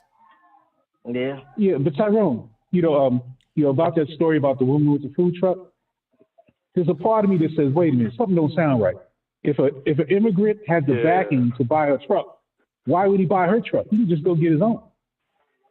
But what is it? Did he get a grant? And if he got a grant from the government, or was it a personal? Was it somebody? No. Her argument was no, guy. Look, no. Her argument was this. She was saying, because she was crying. She was saying, why is it that they can come here and get money when we've been here, we can't get those money, those same money that he got to buy my truck? She said, why can't we get those monies too? Okay, so who gave him the money? Right. Well, that was something you would have to call Phil up and ask him. I mean, and ask the young lady. Okay, that's what you have to ask the young lady. That's where it gets murky. Hold on, Tyra. Hold on. No, it's not murky. It's not murky. The point of the matter is, you don't know where he got the money from. You said you were acting like the government gave him money, and he can't get it. Hold on a second, Jay. If he's a newly fresh immigrant, where do you think he got the money from? Listen, Joshua, hold on for a minute. A lot of times, Joshua, you don't realize that these immigrants come over here with money, with resources. A lot of them goes broke. A lot of them is poor. A lot of them got to shoot, but a lot of them have cash too. He showed her the papers. He said, "This is what I have. This is my papers. This is what they get to get. This is what they're funding me to buy your truck." Exactly what he told her. Who is they though? You ain't saying who they is. Oh my God, dude. Let's stop it, bro. There you go. No, see, hold on. Wait a minute. See, this is the problem right here. Is you come on? Wait a minute. Hold on. No, you hold on, because y'all come on here with definitive statements, making these claims. Wait a minute. Wait a minute. Because I'm saying it, Tyrone. No, you wait a minute. Let me finish it. with what I'm saying. Y'all come on here with these statements, and then when you get pushback on it, y'all don't want to answer the question, so nobody won't believe you. Come on, man. Tyrone. I believe my motherfucking people, Tyrone. That's what I believe. If this black woman is saying, "Hey, look, this happened to me," when she said this happened, and she's crying and saying, "Wow, why are they able to come here and get money that some of us can't even get?" They got a network. They got a network. Okay. So you believe that lady on TikTok or Field Show or whatever, right? Okay, I get you. But there's more questions to be answered. She should have shared with everybody where he got the money from and all that, but she didn't. So what I'm saying, if you getting information like that, then you need to do more research before you go spreading the fucking bullshit. That's all I'm saying. Okay, so yeah, but even more than that, why didn't she just sell the truck and she wouldn't need a loan? What you said, hold on. So Tyrone, you said, and I'm shocked that you would say that about a black woman. Now, here I am supporting a black woman saying, "Damn, sis, I get what you're saying because I've seen it happen." This ain't got nothing to do with no damn black woman. You're not supporting her. It does. Hold on for a damn minute. This ain't got shit to do with no black money. Tyrone, you choosing shit. That's what you doing. You choosing shit. Tyrone, this black woman was sincerely came out with a video and said, "Hey, this happened." And she wanted to share what she saw and what she experienced. And she was looking at this dude with this guy. He's an immigrant. Showed her some papers. Showed her the fact that, hey, they giving him this money to buy her truck. And then she was flabbergasted. Not the fact that she was actually mad at him. She was wondering, why is our government giving them money but won't even give us money to do the same thing? Okay, so you told the story 3 times. Well, I heard the story 3 times. So that's because okay. Hold on. You make a big deal out of this shit. Okay, you told the story 3 times. You don't have to repeat it no more. This don't have anything to do with a black woman. We were talking about immigration, and you brought up that example. Let me finish with what the fuck I'm saying, please. You brought up that story as an example of how an immigrant walked up to this business owner with some paperwork ready to pay for her truck or whatever. This ain't got nothing to do with that damn black woman. It's got something to do with immigration. So whenever we was having this goddamn conversation, Joshua, I was asking you, how do you know that this is a valid story? Where did he get his money from? Wait a minute. I'm done, bro. Okay, but you don't have to announce you done while I'm talking. How do you know that? Okay, well, you're done. You're done. Okay, so how do we know this is a valid story? And how do we know that her claims are true? Who is giving this man this money? Why do you have to do that? Who is giving? Keep talking, bro. Keep talking. If you shut the hell up, I will. Who is giving this man this money? And why are you so upset that because you don't know who or how this lady got this money? I'm just not going to jump on an emotional story because somebody said something without evidence. I never have and I never will. I need to know the complete story. I can't just do that because the advice show said so. That's his job. That's why he makes money, is to rile people emotions up like you so you can donate to him. I'm not finna do that. I just ain't. Well, I need more information. Who said I was donate? You put the shit with who said I was donate? I said people. I said people, Joshua. I didn't say you. No, you said you. No, you said you. Well, if you're not donating, then you're not supporting her. I said people like you. I said people. He said people like you. He didn't say you specifically. I didn't say you. Well, people like you, like it. Ain't nobody like me. It's only one me. Fuck okay, that. Okay, brother. I'm backing out. Y'all go ahead and have the conversation. I can't. Yeah, I'm saying, what's flabbergasting me right now, here's a black woman that's making a point, and you motherfuckers acting like she's lying. This ain't no black. This ain't about a black woman. We were talking about immigration. Tyrone, it is. Tyrone, it is. Okay. God, Were we not It talking is about Tyrone. Were we not talking about immigration? We were talking about immigrants. That's what we was talking about. I don't He's know. an immigrant. That's where she was coming from, Tyrone. He was an immigrant. So that let's was talk about her issue. Let's talk about the immigrant, and where he got his paperwork from. That's what I'm trying to talk about.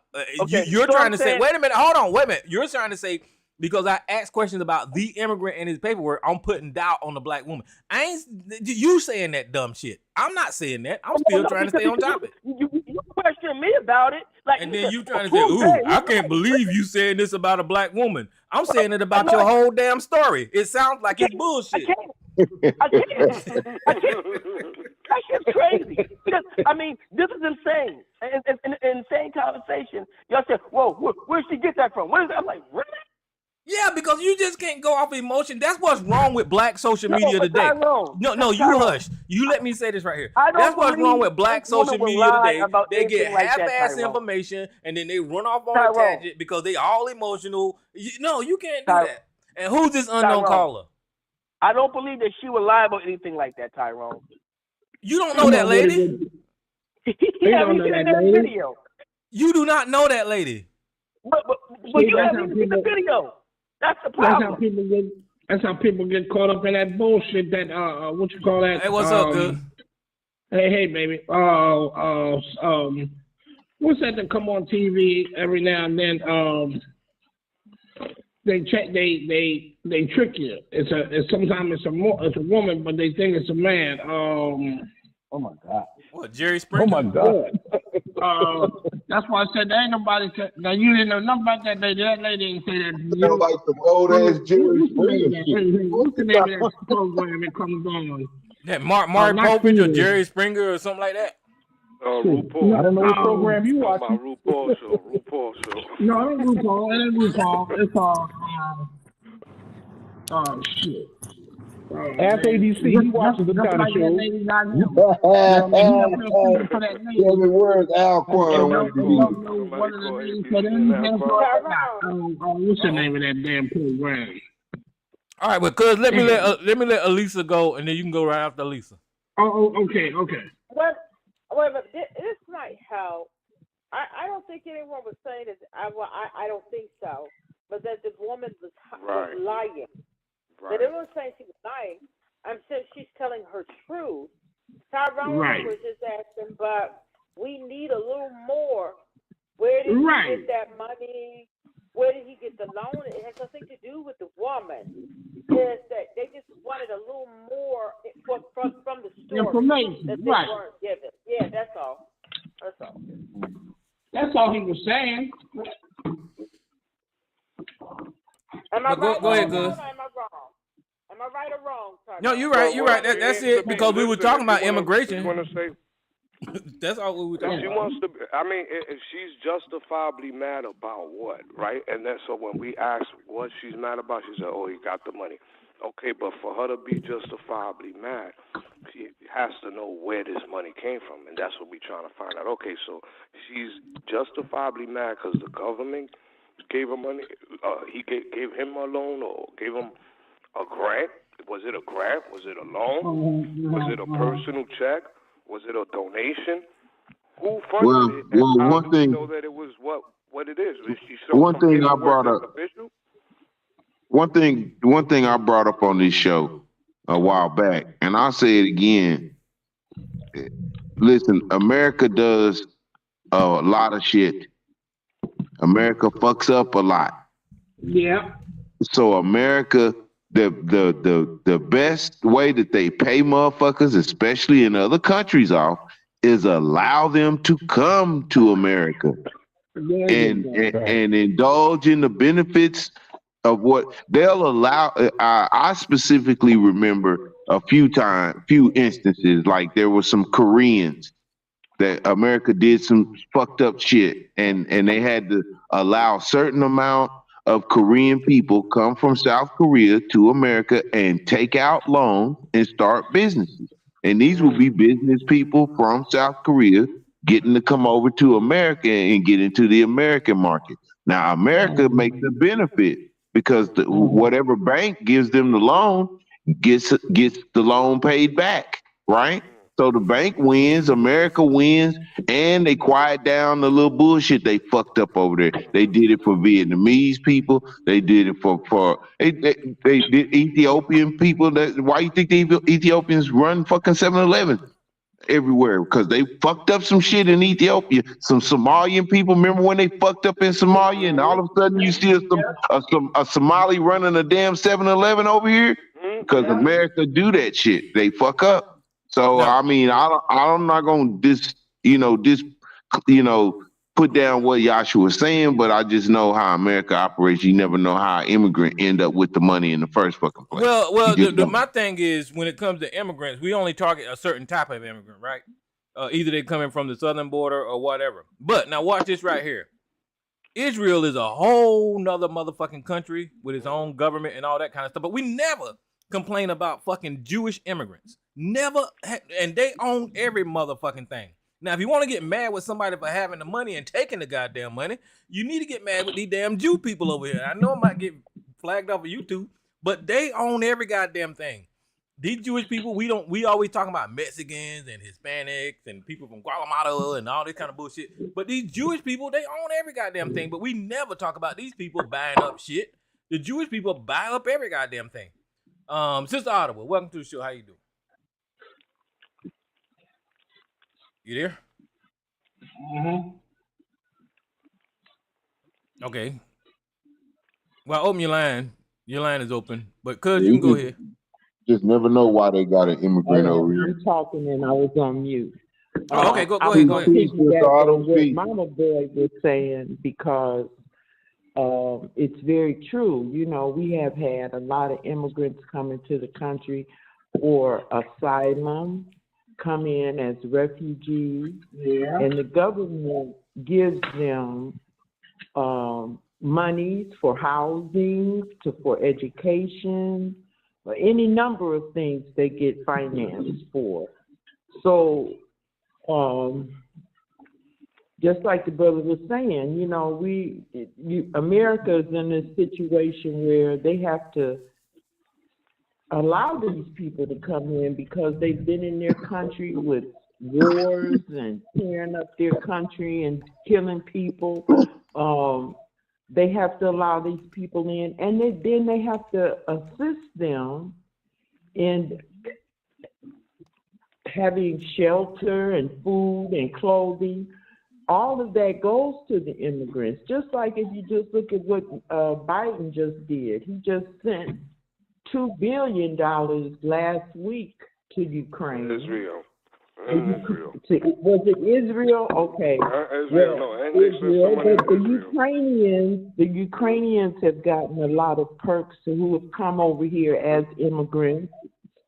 So, I mean, we have to look at the system that we have. You know, we have a lot of farmland that farmers have been paid not to grow food. And that's one of our largest population will come out of the agriculture. You know, you have a farm, you need children to work the land, so you have more babies. So our system has really just been demolished in terms of being able to sustain itself. We don't produce nothing here in this country. Manual labor is not it's not even needed anymore. They got robots doing all of that now. So we got to look at how it's like we're destroying ourselves from within. That's my point. That basic universal income sounds pretty good right now. It's coming. But then look at inflation. Universal income, is it going to be equal to where the inflation is? No, it's not. It's gonna be like a credit card, so it's probably never see the cash, but you can always use it, and it'll be just like virtue money. Call it maybe just backed by the government, but I see universal income will be like the check that is a virtue check. It goes in your account, and then you make your payments and everything through that. You ain't gonna have to pull out no cash. Well, Well, like I said, but I'm about to hang up because I do got to get up in the morning at 4:00. But damn. So, but anyway, like I said, whoever want to watch the sister explain what she went through. It's I put the video. It's in the Kick Out of Heaven chat, and it's and it's on TRS chat too as well. If y'all want to look at it, so if y'all are interested, and then maybe if y'all want, y'all get in contact with the sister through email, and y'all can ask her to give her some information. Okay, if y'all want to do that. All right. But the conversation went about that black woman. It was about the immigrants. Who's this unknown caller? Big J here. What's up, Big J? What up, Big J? What's going on? What's going on, y'all? I want to back up what Mama's boy said. Now, we went into Venezuela under Trump. We went into Nicaragua. We went into Colombia. Now, I'm in the south part of Texas. I don't see no Mexicans crossing that border, and I can tell the difference between a Mexican and a Venezuelan and a Colombian, based on the clothes they wear and based on the food that they eat. See, you can't get mad. You can't get mad at the immigrants. You got to get mad at the gut of the British government sending MI6, the American Senate, the CIA, and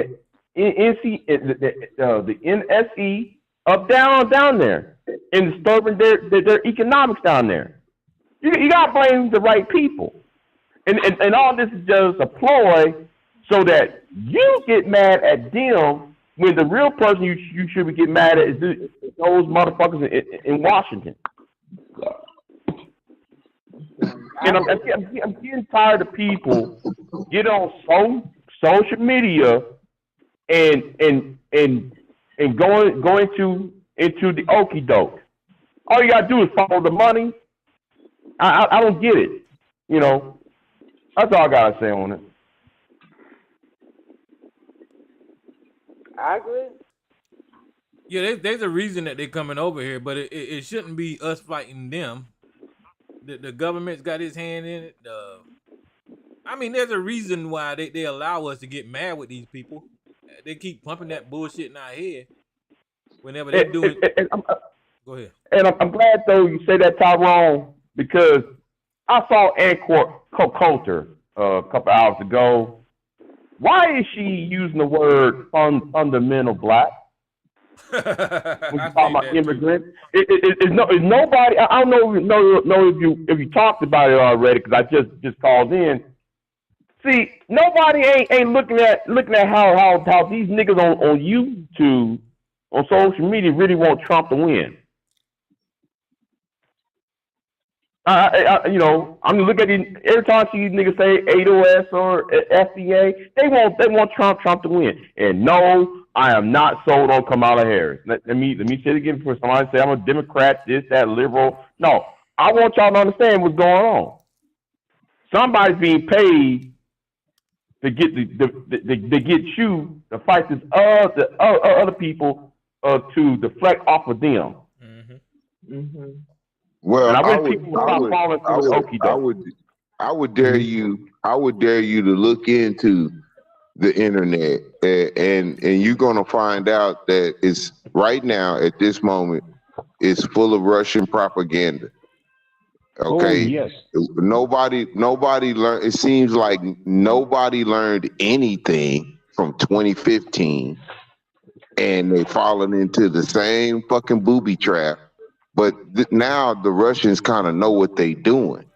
It was already proven back then that they had fucking Facebook pages made you think the person was black, setting up a black cause, doing black shit, and you all up in that motherfucker. You know what I'm saying? Repping all this bullshit, you know? So it just sounds to me like more of the same, and a lot of these niggas done fell deeper without thinking, you know, some old jumping before they look. Yeah, it don't take much for the head of ADOS to pick up on these talking points, or the head of FDA to pick up the talking points, and then it spreads like wildfire then, because the leader done said it. That's all it takes. Right. and the thing, but I call these people Wi-Fi activists. Wi-Fi activists. That's what I call them. And the thing is, it's like with this whole thing when Russia invaded Ukraine, right? Now you got a certain person on YouTube and Tyrone, you know who I'm talking about. A certain nigga from Houston. You might know who I'm talking about now. Going to sit there and talk about, well, man, I'm Pan-African. We need to get the French out of Africa. We need to get the British and Americans out of Africa. Okay, yay. You kicking the white man out of Africa, right? You're cheerleading what happened in Mali last year at that coup. They're getting the French and Americans out of goddamn Mali and shit. The white man, blah blah blah. But then when the Russians showed up, you cheering that shit on. Now, don't call yourself Pan-African. Don't call yourself pro-black. Don't call yourself shit. If you over there talking about you want to kick all these white countries out, yet you fighting the Russians in, and Russians are white too. Explain that. See, it's dumb. Show? Yes, you know exactly who I'm talking about. That boy I can't stand that motherfucker. Listen, I'm gonna give him credit now. He do have a platform, and I guess he's entertaining to a lot of people, but he confused. I would never take his word for shit. Because the nigga blocked me because I asked questions. Wait a minute, how can you cheerlead the Russians are coming in, but yet you want the Americans out? Oh no, I'm sorry. You want France out when France is a white country too. When Russia's a white country. But isn't that always the case, European country? Doesn't make any sense. Isn't that always the case? When you start asking questions about specifics, then you get blocked out, or I don't want to talk about it, or I mean, you still act like Joshua just acted. Yeah. And so, they get mad. I don't understand that. If you're going to put it out here, defend it. But, just all this getting mad when folks want specifics because, again, that whole scenario with the woman in the food truck, to me, she should have sold her fucking food truck. Sold it. Now you don't have to worry about a loan. You got cash now. There's nothing to argue about or cry about. It's a food truck. You ain't packing that. And guess what? You're not solving cancer. Now that whole food truck thing about the video of the woman. Now, come on, I'm going to have to go in on that. Why did he mention that story when that story had been all over on Phil Devonshow's channel? Yeah, but then you open up the whole other thing where you have a whole lot of YouTubers, particularly YouTubers of color, who clout chase. And so it doesn't matter whether it's real or not to them. What matters is the emotion drives the hits, and that's what makes them money. And them goddamn clicks, that's what they want. Yep. Hey, where they like it? Don't forget to like and subscribe. Don't forget to like and subscribe. Yeah. Well, yeah, that's their game, man. They're trying to make money, but I think it's sad that they have to do it off of black suffering and black fear. Right. Tyrone. Oh no, I gotta call you out, Tyrone. I gotta call you out because you're the biggest supporter of that. We got a dude that comes on every Saturday. Says a ton of stuff that's wrong. I mean, if you break down the amount of times that ABC was right versus he was wrong and Sarge was right or wrong, you're going to find that they have a less than 10%, ratio of wins to losses. But the losses don't matter. You cannot call me out because that boy ain't he ain't disciplined enough to be on YouTube. So I had to take him off of YouTube. And now if you go over there and listen to him on your own, Joe, that's your fault. Now I can't help that. Oh, you're gonna throw it back on me now? Okay, I got you. But anyway, point being though is the mantra with these dudes is it doesn't matter when we're wrong. Worry about when we're right. It doesn't matter how many losses we have. We look at the wins.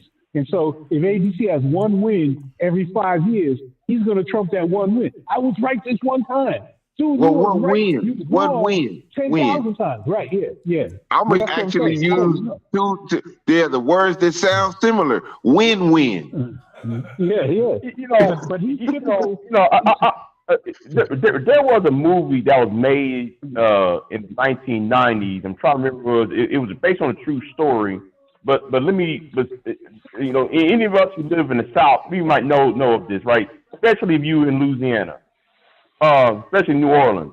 There was a governor named Nicholas, one of the biggest white supremacists they are, right? He was elected governor.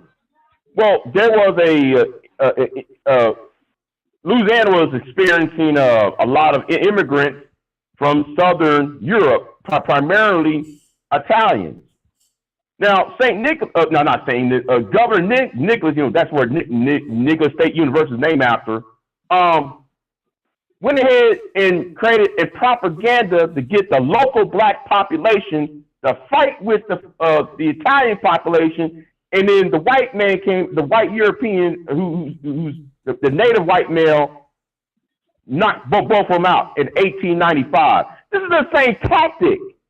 I don't understand why. I don't understand why people who both know about history of America and how things work. I don't see how people just don't sit there and take and follow the money and add things up. I don't get it. You know. But anyway. So. It's the same tactic because it works. It continues to work. That's why I use this term. It works on us very well. It continues to work. And that's why it's important to know about black people, because things like that happen. Yeah. To circle it back around, you know, it's so funny to hear Trump try and use the same fucking magic trick over and over and finding out now it's not working. It's not working. He's burnt out. Yeah, yeah. And so, you even got getting people in his own party telling him, like, yo, stop it. Stay on course. Stay on course. You know what, I mean, again, you could burn out. You could be funny for a while, or you could have that, but you're gonna burn it out after a while. You know, it's like telling the same joke over and over and over. Joke over and over. Yeah. Mm-hmm. I told you that man was gonna flame out. I told y'all he ain't gonna go away peaceful like Joe Biden gonna go away in the sunset. You know what I'm saying? With y'all gonna see his image like fading away in the sunset. You know what I'm saying? But motherfucking Trump, you gonna see his image burning in the sun. You know what I'm saying? Trump trying to stay the fuck out of jail. Them judges in He New ain't York. got no choice but to flame out, Tyrone. It's either flame out or go to jail. Anyway, he dealing with it. You know. Them judges in New York ain't playing. They ain't playing with his ass no more. They found a way around that Supreme Court decision to try to hold his feet to the fire still. Well, he just wrote a letter to the judge asking to delay his sentencing after the election. Now, here's the funny part. Here's the funny part. You're going to talk about the man's daughter. You're going to talk about the man, talk all that crap about the man. And then it's like, Judge Z, could you do me a solid and, Judge going to be like, hell, nah, you go to jail, brother. Joe, I got one for you, man. I got one for you. I took the time and I listened to this. I went on YouTube because that's the only place you could find the whole thing. And I listened to this man's little presser he had in New Jersey. Nigga. Hold on, man. Hold on. Let me help you out, man. This man can't, he can't stay on topic at all, bro. He's still living in 2016, bro. No, it's cognitive decline. He's still in business. Be honest with you, he everywhere. He's everywhere, but where he needs to be. Hey, look, he in the grocery store. He in the park. He at the swimming pool. You know what I'm saying? He at your next door neighbor's barbecue. You like, God damn, this nigga. That's how he is in a conversation, bro. He everywhere. You know what I'm saying? And 1 minute he'll call her Kamala, the next minute he'll call her Kamala. And then the funny thing I wanted to bring up was the fact that he actually, they've been so prepared for Biden. He actually used, it's confusing for him. He used Kamala for, and substitute a Biden. You know, some shit he was gonna say about Biden, but he put Kamala in there, and it just didn't fit. And he even realized in his conversation it didn't fit.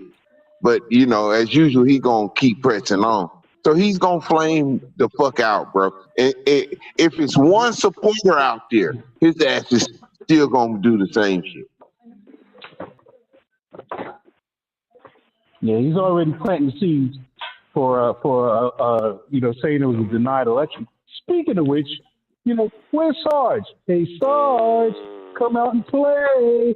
Because I did a little research, on your Georgia so-called, you know, election fraud, and what it boils down to is, Sarge has no understanding of basic IT principles at all, none. And so it's easy to say, oh, this is a discrepancy, oh, this is a problem, if you don't understand what the hell's going on. Sarge does not. And so when he tries to talk tech issues, he falls flat on his face. I did a little research on it, found out that it's all garbage. They are not going to, you know, change anything in that vote. It's done. It's sealed. It's over. Joe. Man, I thought we settled that when he said it last week. You knew he was lying. I knew he was lying. Joe. Isn't that the usual result? After Sarge is gone, you find the information that dispels what the fuck he talking about. And Sarge has always been planting bombs like that, stink bombs, and leaving. But we used to him. Look, if it comes out of his mouth, it's a fucking lie. Yeah, generally, unfortunately, he just got too many L's and too many, you know, so how can you confide or you know, trust what he's saying is accurate when he's just bringing inaccurate information? Man, that's the worst Sarge has ever gotten mad at me. You know what I'm saying? When we was having a conversation, and I simply said straight off the bat, I don't believe you, Sarge. And that motherfucker come unglued, man. He come unglued. Anyway, but it's just funny, man. It's, you know, that these guys are going through, you know, all these contortions and twists to try and make sense of the unsensible. Well, you got to do all that, man. Yeah. Yes, indeed. But anyway, Big J, man, good to see you back, bro. Good to see you back. Instead of fighting your wars over there with the Manosphere, man. Big J, you know, for y'all who don't know, Big J been fighting the Manosphere wars, man. He a veteran.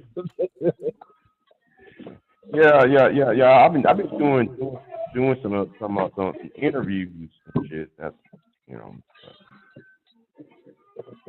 Man. Keep it up. Do what's important to you, man. Yep. At least it ain't stirring the bullshit and perpetuating it, man. You know, but we in the season for emotion, man, and it's easy for folks to get caught up if you're not informed, man. So keep informing the people, Big J. I'll say every once in a while, you need to throw on your skull cap, throw on your dark gear, and creep in the ABC show and fuck it up for about 5 minutes. You know what I'm saying?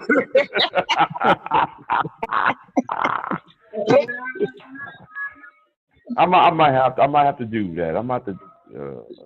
Get on in there and smack that nigga up a little bit. Yeah, a little bit, little something. You know? Is Tyrone still there? Yeah, what's up?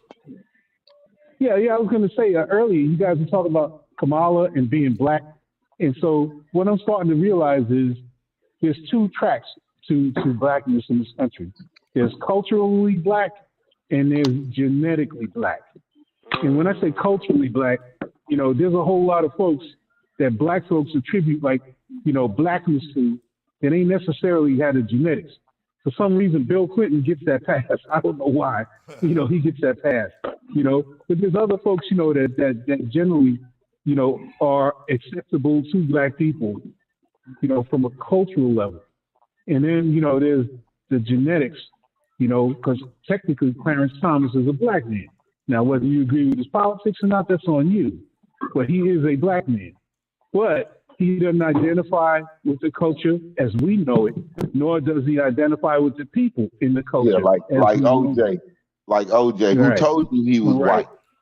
I'm not Right. black. Yeah. I'm So then- OJ. Yeah. Right. So this presents a dilemma, though, when it comes to politicians. When they ask politicians, do you support reparations? And the reason why is because the second part of that question, the unanswered part, is going to be, then if you support reparations, who should get it, right? And that's when it gets sticky, because then you're going to have to define very clearly who is black and who is not.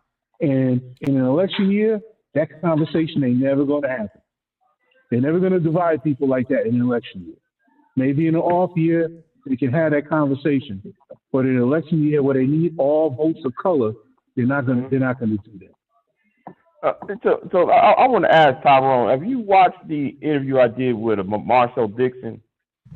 No, I didn't see it, man. What happened with it? Yeah, because do you live in the same district of Clyburn? He's in Columbia. I'm in Myrtle Beach. Oh, okay. I'm with Nancy Mace. Okay. Yeah. Okay. Her little crazy ass. Okay. Yeah. Okay. Yeah. Me and him was talking about reparations and he won his version of reparations. I'm sorry, BG. I was trying to open this other line. I'm sorry. Yeah, he was talking about reparations, and I was talking about my alternative to his, and like he wanted to use the Freedmen's Bureau. I was talking about the Freedmen's Bureau Savings Bank that existed parallel to the Freedmen's Bureau of the 1860s. But anyway, the point was, I just want to know you watched it because that was. When did you talk to him? How long ago? I talked to him about 2.5 weeks ago. Okay, I mean to go check that out then. Yeah, because me and him talked about he's running against Clyburn. He's running under the independent. What's it called? The United Citizens Party and all that. Yeah. So. All right, who's this unknown caller? Oh, this is Miss Lady. I accidentally hit the off button, but there's a couple of things I wanted to just say. Sandy Doherty, remember he wrote that book some years ago, and they talked about how to determine who would get reparations or not. And I think it was if you could trace one ancestor back to having been a slave in this country, then you would be eligible for reparations. And there were some other criteria, but I think that stood out to me. Second, Big J, you asked the question about Russia being in the Congo and the Congolese president welcoming Russia. Is that correct? Well, they are currently the Wagner group, which is a military group. They're up in the Central African Republic. They're in Mali. They're up in what's the other country? They're somewhere in Congo too. Well, this is the thing. European countries have been all over in Africa for centuries, and they have not helped Africa improve in any significant way. I think there's been a lot of extraction of their resources. So now that Russia and the Congo, they've established relationships even prior to this year. And there's an agreement to help them build their infrastructure. They're going to put a huge pipeline in there because they have a lot of oil. They're going to help them with communications. They're going to help them with their defense, supply them with military weaponry and helicopters. The goal, according to the leader of the Congo, and I can't think of his name, he wants to bring more stability to that whole region. Right. And right. so I think Russia has agreed to help them do that. So the other countries could have stepped in, the U.S. could have stepped in and done all of this a long time ago, but they didn't do it. So I know that even China I think it's the Congo is going to supply them with a lot of agricultural vehicles, and I don't know what you call them, but to help them with their agriculture. So so China and Russia are stepping in. When wasn't it France there, just extracting and extracting? Yeah, extracting? France was forcing them to accept the franc. The French government was forcing those French-speaking countries in Africa. They were forcing them to accept the franc instead of their own currency. And that really destabilized their own current currency down there. Their own economy, I should say, down there, by accepting the franc instead of building their own. I think the issue with some parts of Africa and European countries was that the European countries wanted to come in and own the fucking land, and I think Russia and China are giving in to Africans and not wanting to own the land. I think that's one way they're getting in, sis. I think that's what it is. Yeah, they're establishing, contractual agreements. Because they have the oil. Well, we'll come in there and put that big pipeline in for you. And that's why, Miss Lady, I got on Robin Hood. You good? Got on that Robin Hood. What you do, Big J? On Robin Hood? I start buying stock. I cannot buy no Russian stock because there's an embargo. But man, I'm start buying up that oil company stock in Africa. Oh, really? I hope y'all start doing it because you're right I'm gonna look it up, Big J. Which company? What's the I don't know off the top of my head right now. I don't know off the top of my head because I check your Robinhood account right now and see what it is. Oh, hold on. Let me see real quick because something happened a couple months ago. I had to sell some of my stock because I had to I had my personal problems. But let me see. Hold on. I gotta go back and watch. I bought some some ETFs. African ETFs, energy, stuff like that. There was some South African company I bought on some energy because South Africa joined BRICS. Yeah. I shared. Hold on. One of my bought was Goldfield with the $16. What's it called? Goldfield. Yeah, that's primarily a gold company. Standing the bank, that's $13. And that's only in South Africa I'm talking about. Okay. Yeah. But Big J, you're missing out, man. They just built a new munitions plant in Texas somewhere in 10 months. You heard about that? In where? Yeah, they were all right. So the war in Ukraine is creating crazy opportunities, and one of the opportunities is by the U.S. giving so many weapons, they have to replace that stuff, right? So right now, a lot of factories are humming, replacing them, right? So they just built a new munitions plant somewhere in Texas. I heard it was a big interview about Ukraine. And they built it in 10 months. Which company built that? What's the name of the company? Caterpillar for one. Because they're making submarine parts. You said Palantir? No, Caterpillar. Caterpillar tractors. Yeah, bulldozer. Yeah. They're making submarine parts. Yeah. I can't understand what you're saying. It's muffling. Did you hear me? I said Caterpillar. Caterpillar. Caterpillar. Yeah. Yeah, like they're not making a bulldozer right now. They're making submarine parts. What? Yeah. Caterpillar, it's a $345.64 a share. It was up $8.05 today. God damn. Yeah. Ooh, that war get your money really, up. Yeah, that war is really, American factories are humming again. They're making these vehicles and munitions for Ukraine. I mean, folks look at the amount of money going to Ukraine, but there's a lot of it being generated here because that stuff has to be replaced. All of it has to be replaced. New airplanes, all that stuff. And I'm gonna tell you right now, my intuition says that you buy into shipbuilding because America's got a ship problem. So all right, y'all, I'm getting ready to open these lines up. Q&A session is over. All participants are unmuted. Get passed. You know what's gonna get passed. They gonna pass. All fucking probably like 100, 200 billion, 300 billion for a new fleet or some shit, some new kind of fucking watch. Okay.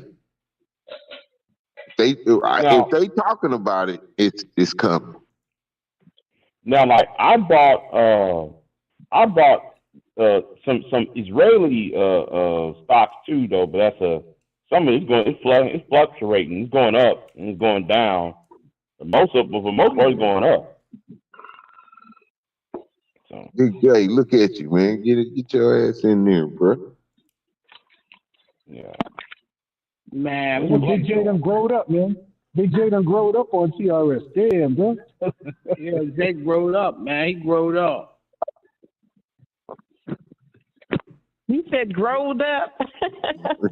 Yeah, he growed up. Because me rolling anyway. Yeah, because went to. Your boy looked bad today, Joe. He looked awful, dog. So, the last couple of rallies he looked horrible, and he sounded horrible. He looked like a dried up prune right now. He's looking crazy. He hurt. He wounded, bro. I'm telling you, something did something to him at that assassination attempt or whatever. It did something to him, bro. He been off his game ever since. But what's interesting, Mama's boy, is that with these biracial candidates like Obama and Kamala, it's confusing. What they want to confusing. See. Yeah. So Indian people see her as a I guess you could call it as an inspiration to Indian people. Black people see her, to a degree, for the most part, as an inspiration to black people. I got a friend who's big in the AKAs. They see her as an AKA. They ain't even looking at her racial makeup. They see her as one of them. And then Jamaicans, I'm sure, like, yo, come on down here and get some curry goat, and it's all good. So And she's married to a Caucasian man. I think he might be Jewish. So they go, oh, okay. So now you got it all kinds of ways. White men feel comfortable with her with that. Okay. But the thing, you be hard pressed to find a Jamaican that won't be offended if you try to tell them they ain't black. I'm just, if they living in America, they live in the black experience. I'm telling you. They sure are. Well, even more than that. If you got one drop of Jamaican blood, they loving you. They claiming you. Exactly. It ain't like we be doing, separating each other and shit. Yeah, it's a lot of Indians that live in Jamaica. There used to be a lot. So. She's not your typical Indian. You gotta understand. I didn't even know she come from royalty. Indian. You come from like royalty type shit. I thought some she sort was of just upper like crust. Some sort of upper crust. Fair-skinned black person. I didn't know she doesn't look Indian to me. She's a hip Indian, if anything. At least she's not, she's not like born and raised over there, or Well, apparently, her mom was part of like the upper crust, and she had already had an arranged marriage, and she stayed in America because she didn't want to fuck with that shit. She loved her man, and she wanted She, so she was good. She forgo her riches at home to stay here with her man. You can't get to no bigger sign of love than that. So you bet your bottom dollar that upper crust family across the water is claiming this damn black woman over here. You can bet your bottom dollar. Whatever rift may have been caused by her not getting married has been forgiven because they darling over here because you don't get no more darling than the VP of the motherfucking And United you know States. what, Mama's boy? She Are you probably feeling wanted to make her own way professionally. She had her own dreams and goals, and it wasn't going back and it worked wherever. out. And yeah, She wanted to love who she wanted to love, not who her family she picked wanted to for her live to where she love. wanted to live, Exactly. and have her own career and make her way. And she knew what she wanted to do. It seems like she's very, very smart, a smart woman. She didn't get sidetracked. She wasn't stupid. She knew off the bat she had black children, despite what anybody else would say. They was gonna be treated like black children because she could see them. She could look in their face, look how they look, reach back in daddy's, darker side of daddy's family and pull some dark skinned little naughty head kids. Right? Yeah, Knew they was gonna be treated as black kids. Their father is African. Yeah. The hell out of here. So I mean, hey, look, we gonna get fights. We gonna get in fights, and we have to watch what we do to ourselves. I always said this, and I'm gonna always say this. We need to start learning how to be less critical of the black and more critical of the white. We need to reverse that shit. We too busy about being more critical We of like ourselves. to tear down black people and that people shit comes who from love slavery. to do that. That shit comes from slavery. We have to put that shit down. This 2024 going into 2025. We need to put that shit down. Put that shit in reverse. Be less critical of each other and more critical of the cracker at hand. Appreciate y'all. Didn't you talk the other night? Remember you were saying how back in the day those horrible people were on and they would get upset with somebody and they would be calling their job to get them fired and all that kind of stuff. Oh yeah, that was you talking about us talking about the troll show the other night. I mean, how evil can you be? Yeah. How pro-supremacist, white supremacist can you be to do something like that? And that's why I like Neely Fuller because he talks about all of this kind of stuff. Somebody too, they sent the police to somebody too or something. That's a shame. I done heard some of everything. I think somebody said they called CPS. No, you know the funniest one. CPS the to make one, complaints so they could go and try and get their kids taken. It's a shame. The funniest one was the one that All Facts told on here when he said that what's his name, Beasley, sent a dude out on a fake ass job interview. Yeah. He sent him on a fake job interview. Yes. Damn, set him up. Throw some dude into going on a fake job interview. Made him go to a job that didn't exist. Man. You doing too much when you do that though, bro. Okay. You working too hard, bro. You working too hard. It's a job for you to troll somebody at that point when you doing that much. Man, you know what? Though I'm gonna be quiet because I know how Beasley does shit. He's still around. Beasley is dead. What are you talking about? No, he's not dead. He's not dead. No, he came on YouTube. How he doesn't call in the show anymore, man? No, because he's been laying low, but he comes on people's panels every now and then. He does his own videos. Hey, tell him that they killed him. They killed him on the internet. He's dead on the internet. People think he died. They made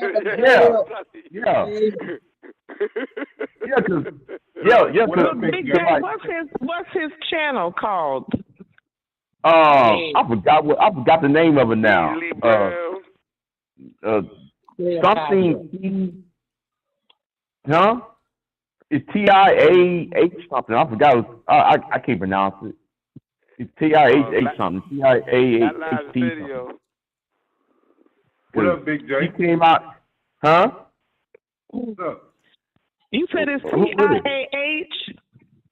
Yeah, something like that. Yeah, like he's still on YouTube. He's still well, he's not as bad as he used to be. But yeah, he's still. That last video, he looked like Throw Mama from the train. Yeah. Like he got all cleaned up. Living in that nursing home. Oh, so he don't have that woman that mushroom hairdo anymore, right? That perm, that mushroom perm. No. It's all of that is cut. No, he shaved. Yeah, he's not as yeah. He came on camera. He got cleaned up. Good. Yeah. He got cleaned up. Y'all remember one time he dirty or clean, it's still Beasley, bro. It's still Beasley. Yeah, it's still him. Yeah, calling 25 pieces to people's houses and shit. Man, telling them to go to interviews where there's no job. Yeah, that shit was funny. That's really bad. Okay. That shit was funny.